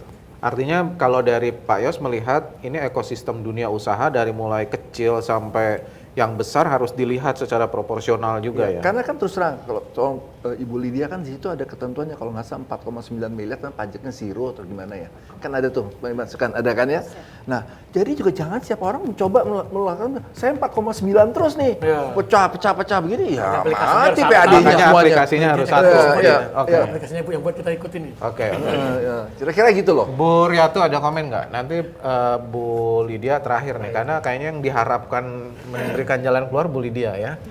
Bu Riatu gimana? Iya, tadi yang disampaikan mungkin ya dari perspektif masing-masing pemerintah daerah juga ketika invest tadi kan butuh resource sendiri, butuh pendanaan dan tidak semua pemerintah daerah akan melakukan itu dan bisa melakukan itu karena memang berapa sih potensinya apalagi kalau misalnya yang dominannya itu 90% TKD misalnya. Jadi return on investment-nya itu juga mungkin kurang dan tergantung juga dari basis ekonominya. Jadi kalau tadi Pak Wali menyampaikan itu standar yang harus semua standar ya penting untuk di sini misalnya seperti apa sih mulai dari administrasinya seperti apa atau sistem digitalisasinya investasinya memang dari pemerintah pusat yang bisa digunakan oleh pemerintah daerah mungkin terutama untuk pemerintah daerah yang tadi belum invest dulu mungkin kalau Malang sudah ada dan mungkin jangan-jangan udah 4.0 misalnya. Tapi ini cukup nih pemerintah yang kota-kota menengah misalnya ya, dan itu ada potensi, itu cukup 2.0 misalnya. Dan itu bisa ternyata untuk meningkatkan. Ini memang investasinya perlunya itu dari pemerintah pusat. Karena pemerintah daerah juga memiliki keterbatasan, pemerintah pusat juga kan dia yang memantau, dia bisa membandingkan mana dari inisiatif beberapa inovasi pemerintah daerah ini kira-kira yang tadi bisa di scale up tadi. Mungkin seperti itu atau bahkan misalnya di tempatnya Bu Lydia kan ada kerjasama antara DJP dan Bapenda ya untuk pajak daerah dan pajak pusat. Jadi openness ini keterbukaan kerjasama pusat dan daerah ya, yang memang bisa meningkatkan dua-duanya nih. Jadi keterbukaannya jangan misalnya masing-masing menyimpan datanya juga. Tadi kalau masing-masing menyimpan datanya itu nggak optimal untuk bisa cross check atau verify seperti itu. Mungkin. Pak Hendy ada komen Pak soal ini Pak? Ya, persoalan menimbulkan kreatif ya. Dengan turunnya TKD ini kita jadi kreatif ya. Harus kreatif. Dan harus kreatif, dipaksa kreatif, tetapi yang saya artikan tadi digitalisasi jangan juga kita terlalu latah digital. Artinya apa? Dalam satu daerah ada yang karena lambang modernisasi adalah digital. Lalu di satu daerah ada yang punya sampai ratusan aplikasi yang tidak saling menyapa. Tidak bisa dipakai. Jangankan untuk di-share ke daerah lain, bahkan sesama dinas tidak bisa saling menyapa. Nah, itu yang kami coba sederhanakan, sehingga di Malang itu hanya ada satu rumah. Jadi rumah untuk pendapatan ya, satu ruangan untuk pajak, satu ruangan untuk retribusi, all in sudah. Beda dengan aplikasi belanja dan sebagainya. Tapi sementara yang kewenangan kami ya kami sederhanakan di sisi pendapat. Semua pajak satu kamar, semua retribusi satu kamar. Walaupun kami bukan dinas pengampu retribusi ya, tapi kami menyiapkan kamarnya. Nah, kemudian tadi saya mengatakan electronic tax.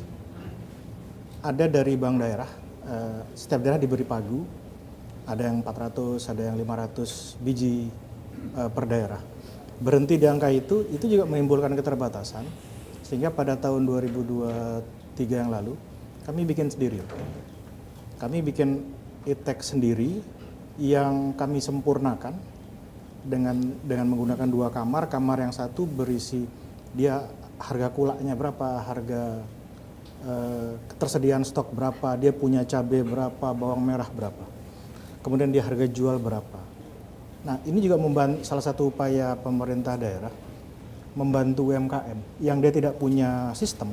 Kalau dia beli sistem merek tertentu, bahkan sewanya pun jutaan per bulan, itu kami berikan secara gratis. Dan itu sangat plug and play. Aplikasi yang kami buat itu saat ini sudah direplikasi di beberapa kabupaten kota, di antaranya Kabupaten Bangkalan, kemudian Kota Pekanbaru, Kabupaten Lombok Barat, ini sedang proses Kota Tasik, Gorontalo, Manado, dan Palembang. Kami berikan secara gratis supaya bisa digunakan di daerah itu karena sangat friendly use dan sangat mudah digunakan untuk pelaku usaha yang dia hanya manual, tidak menggunakan sistem, bisa terbantu dengan sistem itu. Nah, pemerintah daerah hanya masuk di kamar kedua mencatat omset. Disitulah pembayaran pajaknya. Jadi ada take and give yang kita berikan. Kalau bicara digitalisasi tadi dari Bogor, dari manual ke digitalisasi itu tahap 1, tidak selesai di situ. Setelah digital semua, apakah puas? Tidak. Karena ada yang namanya kualitas data. Kalau sekedar pasang digital, apakah ada rekon pengecekan, apakah dimainkan? Karena jangan salah, warga negara kita ini kreatif loh. Petugas pajak kreatif, wajib pajak lebih kreatif. Maka kita harus antisipasi itu. Itulah mengapa kami bentuk tim khusus yang bisa melihat anomali pelaporan. Kami juga punya dashboard dan control room yang bisa melihat kapan masuknya pajak secara real time itu tidak dalam kondisi abnormal. Nah, itu sebagai upaya untuk kualitas data. Jadi setelah digital ada kualitas data. Dan belum banyak daerah mungkin yang memanfaatkan bagaimana harus meningkatkan data, sehingga akan ada peningkatan kedua itu setelah dari manual ke digital, dari digital ke kualitas data. Karena mohon maaf Pak Yosua, kadang-kadang teman-teman pengusaha itu menghitung pajak pakai kalkulator merek apapun pasti meleset Pak. Merek manapun itu. Nah, tugas kami bagaimana supaya tidak meleset gitu Pak. Sehingga e-tax itu berfungsi sebagai pembanding. Manakala teman-teman pengusaha PRI salah pencet 0 atau kurang 0, kami punya pembanding. Sehingga bukan dalam rangka tidak percaya, tapi supaya ada keterbukaan, sama-sama enak. Mana yang benar angkanya, karena itu memang uang titipan dari masyarakat. Dan terakhir kami sepakat Pak, manakala sistem itu tidak hanya per kota punya sistem lain, itu akan sulit untuk dimonitor. Di Kemendagri kan dengan ketidaksempurnaannya kan ada SIPD, walaupun tidak terlalu sempurna. Nah, kita menunggu dari Kemenq ada satu sistem yang mampu menjangkau semua, atau apakah korteksnya itu disempurnakan atau bagaimana, sehingga satu aplikasi, satu data, satu Indonesia dari kita untuk kita bersama kita. Siap Bu Lydia. Saya membuka, beliau menambahkan. Kita tunggu Bu Lydia. Bu Lydia, silakan Bu. Iya. Kayaknya udah banyak banget catatan Ibu saya lihat. Ini sampai nggak cukup kertasnya. Oke. Terima kasih, senang sekali berada di sini diskusi dengan Bapak Ibu sekalian. Oh ya, Pak Suta, salam dari Pak Dirjen. Dia mengapresiasi adanya forum ini sehingga ada banyak hal yang bisa kita kemudian melihat berbagai kebijakan yang diterapkan dari sisi fiskal ya Pak ya. Karena ketika berbicara dengan pemerintah daerah, jika terkait dengan fiskal itu Kementerian Keuangan. Tetapi bagaimana jika berkaitan dengan kepemerintahan daerah, keterkaitan pemerintah daerah dengan peraturan perundangan yang lainnya, itu tetap harus di bawah Kementerian Dalam Negeri. Jadi memang tidak semuanya bisa diambil alih oleh Kementerian Keuangan ya Pak ya. Bahkan sistem pun, sistem informasi SIPD itu juga sebetulnya modul keuangan kan. Nah, ini yang perlu juga kita sikapi bersama.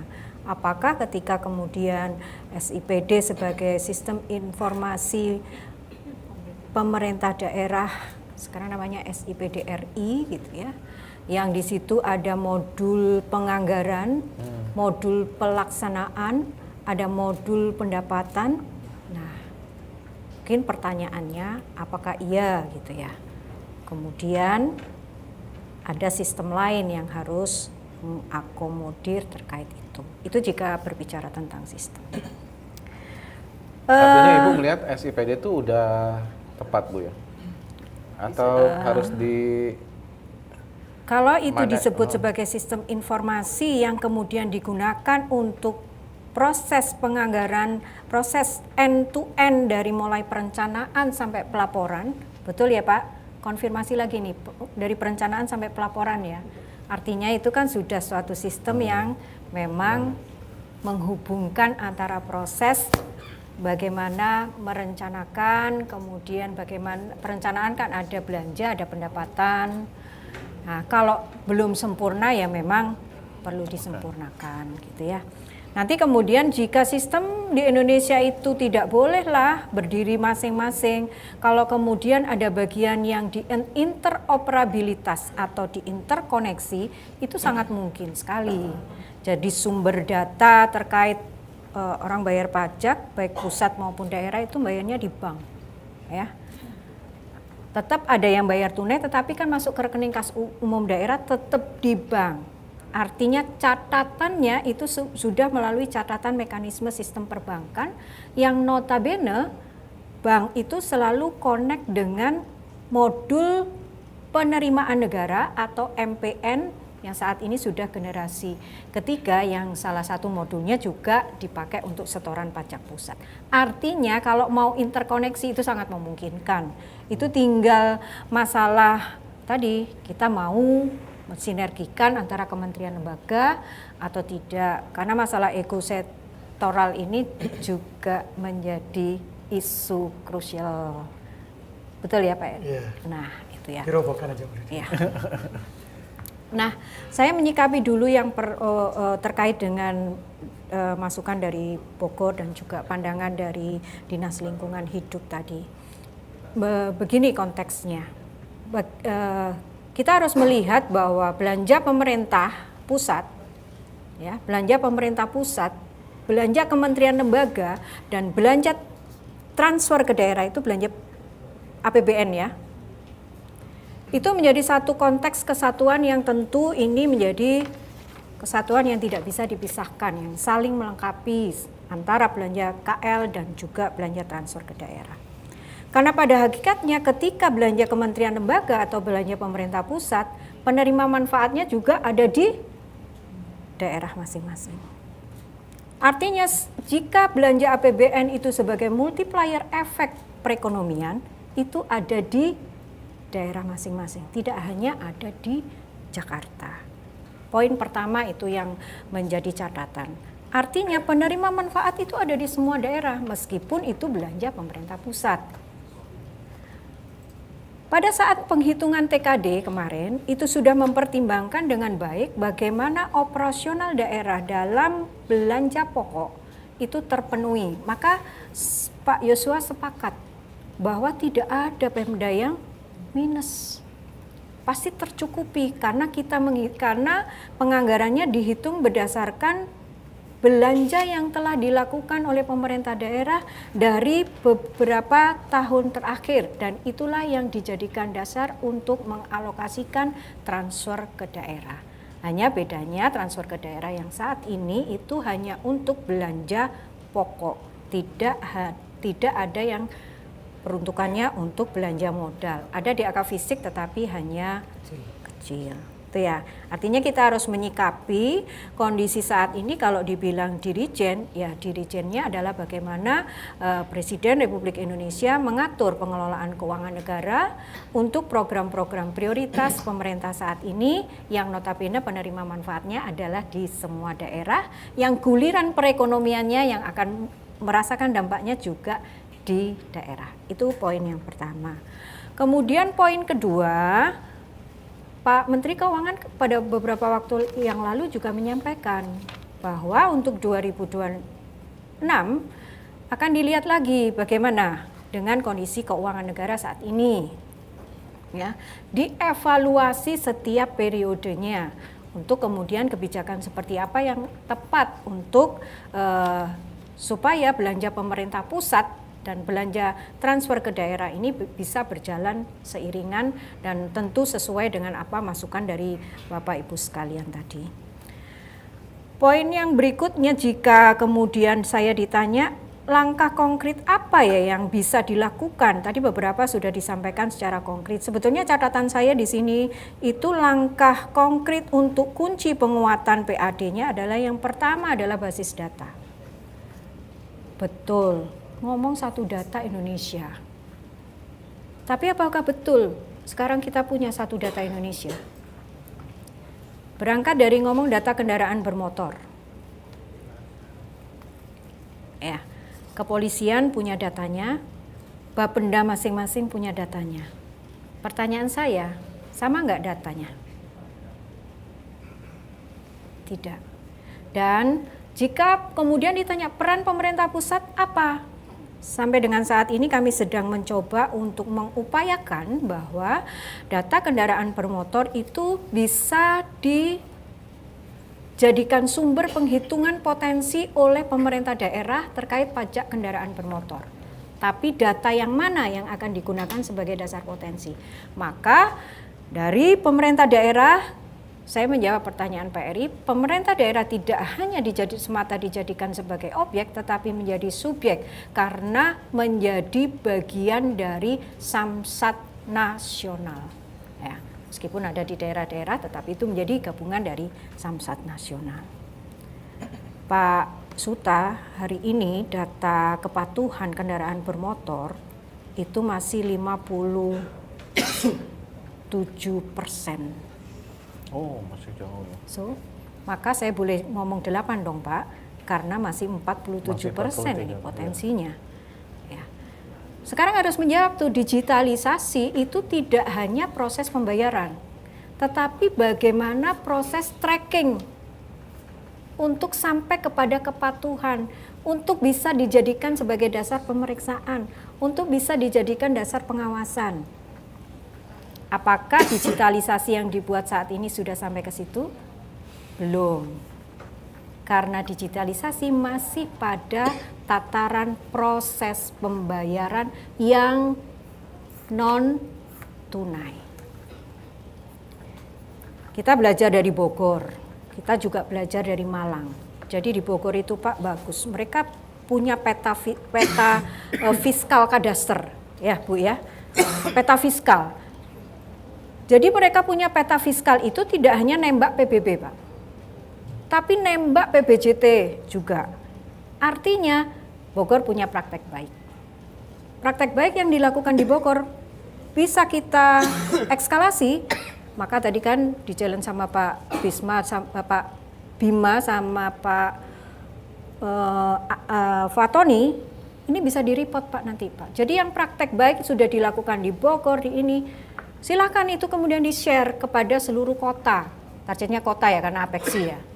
Padahal seperti itu juga bisa dilakukan untuk kabupaten, Pak. Ya. Poin yang kedua adalah penguatan kelembagaan. Selain tadi basis data, digitalisasi, penguatan kelembagaan. Kami punya alat, Pak, namanya diagnostic tools untuk mendiagnosa daerah itu semodern apa sih. Dan untuk kota itu beberapa hal yang sudah baik itu monitoring, perencanaan, pengawasan, apalagi ya satu poin yang baik. Tapi kita melihat secara struktur kelembagaannya masih banyak yang belum memiliki struktur yang baik atau struktur yang berbasis fungsi. Malang saya lihat struktur organisasi perpajakannya sudah berbasis fungsi, pajak sendiri, retribusi sendiri. Di pajak pasti ada itu pelayanan, pemeriksaan, pengawasan. Ada di beberapa tempat itu yang macam-macam, jadi dibagi per jenis pajak atau dibagi per wilayah, gitu ya. Ini masih beragam. Berarti peran pemerintah pusat apa? Harusnya menata menata kelembagaan dan membuatnya bisa menjadi rujukan nasional. Itu peran pemerintah pusat.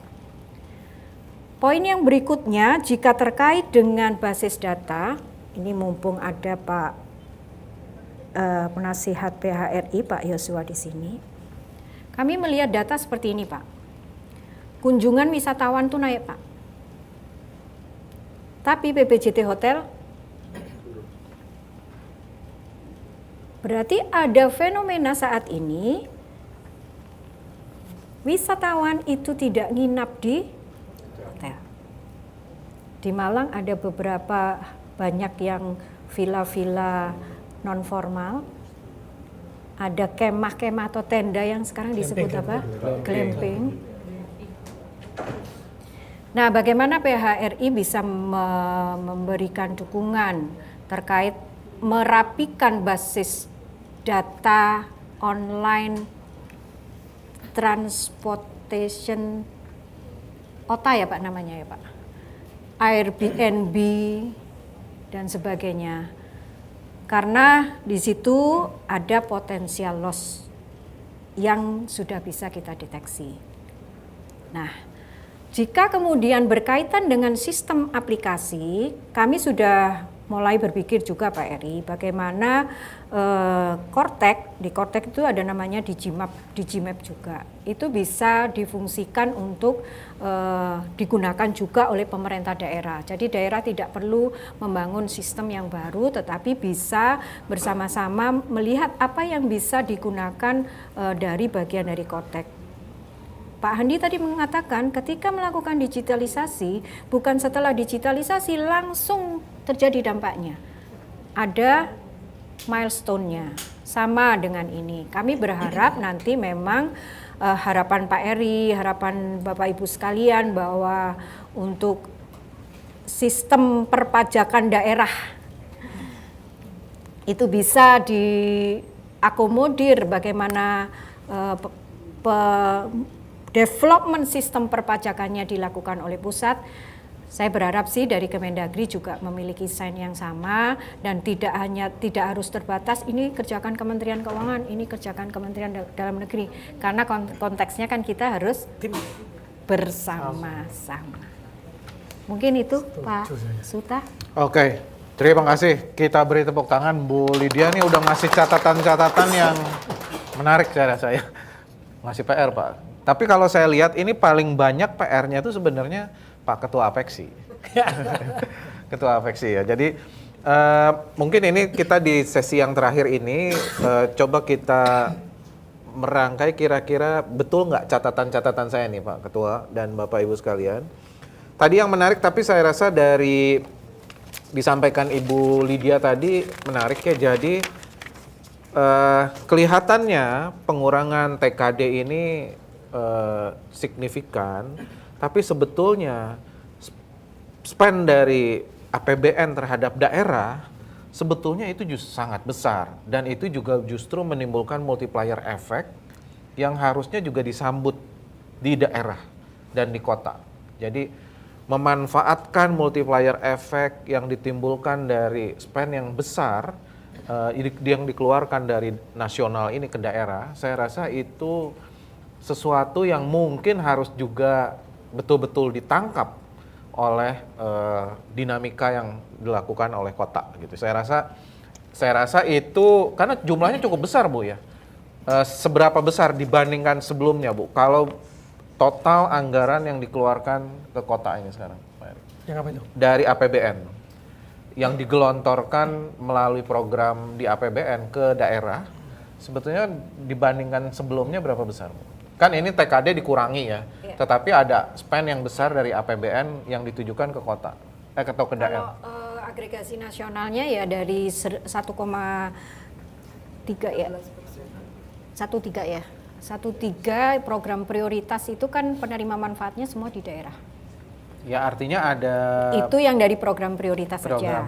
Dari belanja kementerian lembaga yang secara periodik ya tidak hanya saat ini, tahun-tahun sebelumnya memang ada belanja kementerian lembaga yang belanja infrastruktur, belanja pembangunan jembatan, inpres jalan dan Nggak, sebagainya. realnya kan gini Bu, TKD dikurangi dari 920 ya menjadi sekarang 690, berarti kurangnya 300 sekian triliun ya.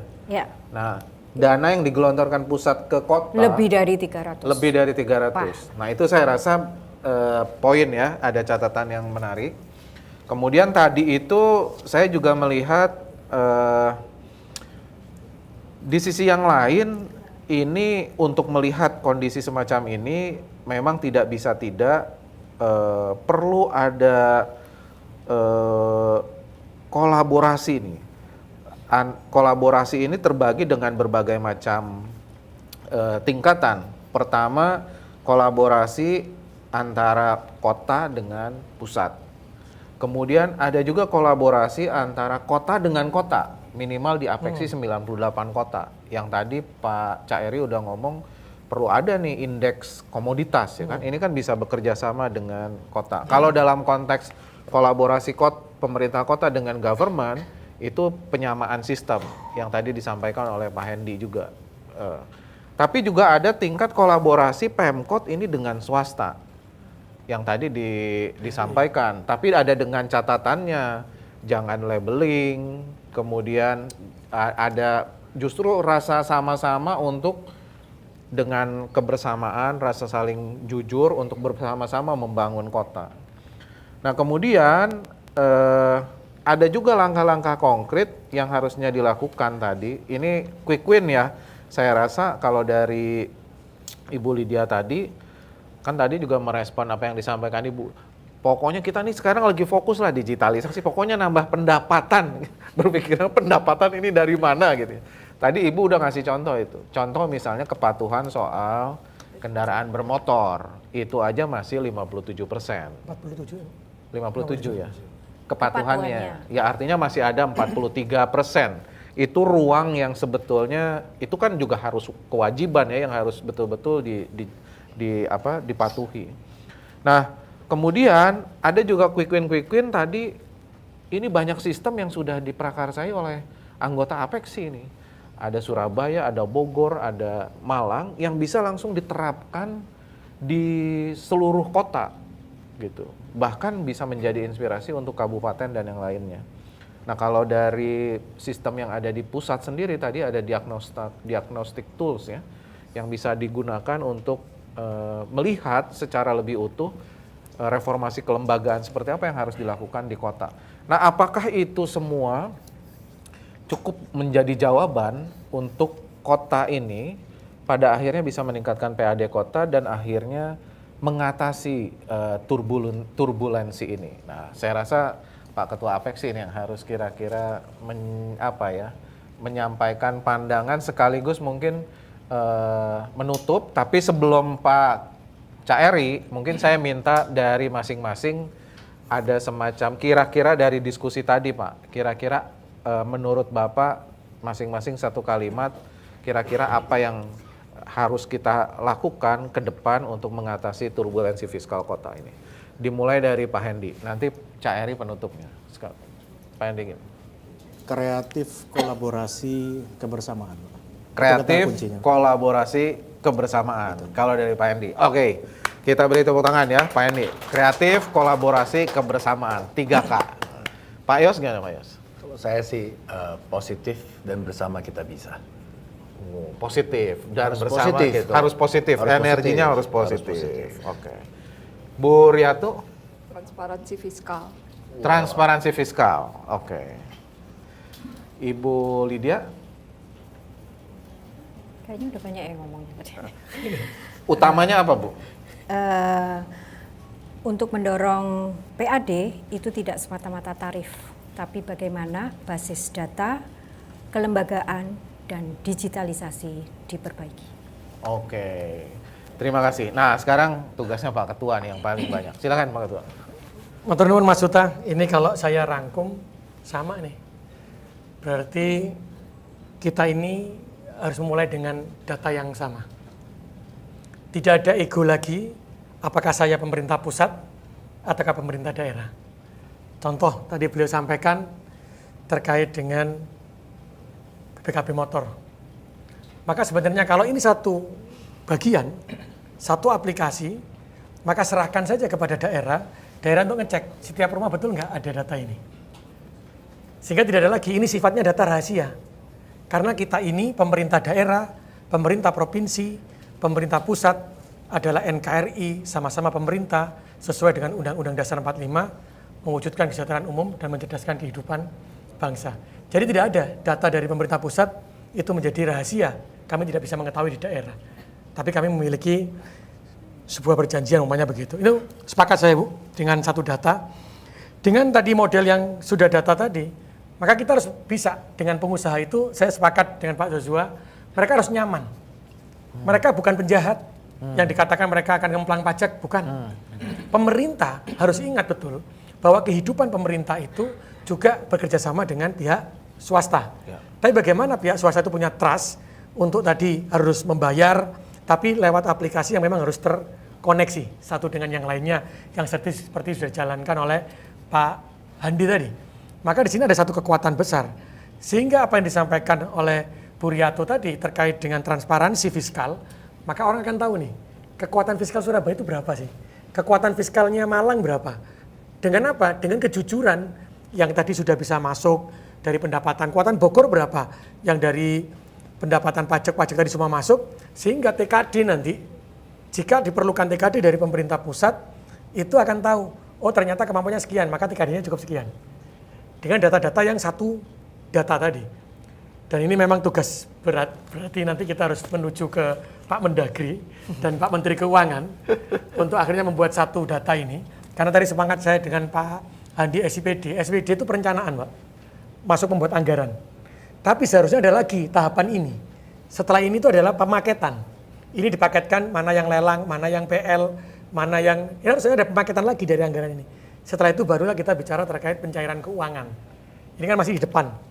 Nah saya berharap nanti saya juga nanti akan hasil diskusi ini akan menjadi ilmu kita semua di Apeksi untuk kami sampaikan untuk di Pak Mendagri, Pak Menteri Keuangan bisa menjadi satu tempat yang besar. Maka saya yakin tadi sampaikan Pak Joshua itulah masa keemasan Indonesia. Ketika kita bisa bersama, ketika kita bisa punya satu data, kata Bu Riyato tadi kita akan masa keemasan transparansi fiskal, maka kemiskinan juga akan selesai. Hari ini saja Bu, ngapunten, bicara terkait dengan kemiskinan. DTSen ada di data kami yang masuk desil 6, di beliaunya masuk desil 2. Ketika turun rumahnya bagus, tapi masih desil 2. Nah ini bayangkan kalau sudah satu data, karena pemerintah daerah Pak, itu juga ada untung, jadi betul sampaikan Bu Lydia. Kenapa? Data Menteri Sosial untuk pemberian PKH, itu sasarannya ke langsung daerah. Dan maka perhitungan kemiskinan daerah itu turun. Tapi datanya tidak pernah sama, akhirnya muncullah nilai-nilai yang berbeda-beda. Tapi kalau satu data ini bisa dilakukan, tidak ada perbedaan, maka insya Allah itu yang akan membawa semua wilayah, semua pengusaha akan nyaman di Indonesia. Jadi tugasnya itu Pak Suta. Siap. Harus menyala. Oke. Memberikan ke kementerian untuk saling menguatkan satu dengan yang lainnya, melibatkan swasta, tapi diajak duduk bersama. Ini ada yang seperti ini, kurangnya apa? Ya mau, tidak tiba-tiba jadi terus suruh pakai ya gitu kan jadi kacau. Akhirnya tidak nyaman, tidak ada keterbukaan persaudaraan yang kuat begitu. Kira-kira gitu Pak Suta. Siap. Kita beri tepuk tangan Bapak dan Ibu semua sekalian. Minimal dari diskusi ini kita menyadari ya bahwa ini turbulensi terjadi. Oke. Dan jangan berharap turbulensi hilang. Turbulensi itu pasti akan selalu ada dan akan datang setiap saat, tetapi kota harus siap menghadapinya. Dan bagaimana upaya menghadapi turbulensi ini? Salah satunya tentunya meningkatkan PAD kota. Dan dari diskusi tadi minimal ada beberapa keyword yang penting saya rasa. Pertama, transparansi menjadi kunci karena itu membangun kepercayaan. Baik itu semua para pemangku kepentingan. Pusat juga transparan, daerah juga transparan, masyarakat juga transparan, swasta juga transparan, dan ini saya rasa penting. Kemudian yang kedua, bagaimana untuk transparansi ini terjadi melalui digitalisasi. Sudah banyak contohnya yang dilakukan oleh Apeksi, dan saya rasa ini bisa menjadi contoh baik untuk digulirkan di 98 kota anggota Apexi dan tentunya juga ke kota-kota yang lain. Dan yang terpenting terakhir ketiga tadi, kolaborasi yang disampaikan oleh Pak Ketua, dan semoga ini semua bisa mengatasi turbulensi. Jadi transparansi, digitalisasi, kolaborasi, atasi turbulensi.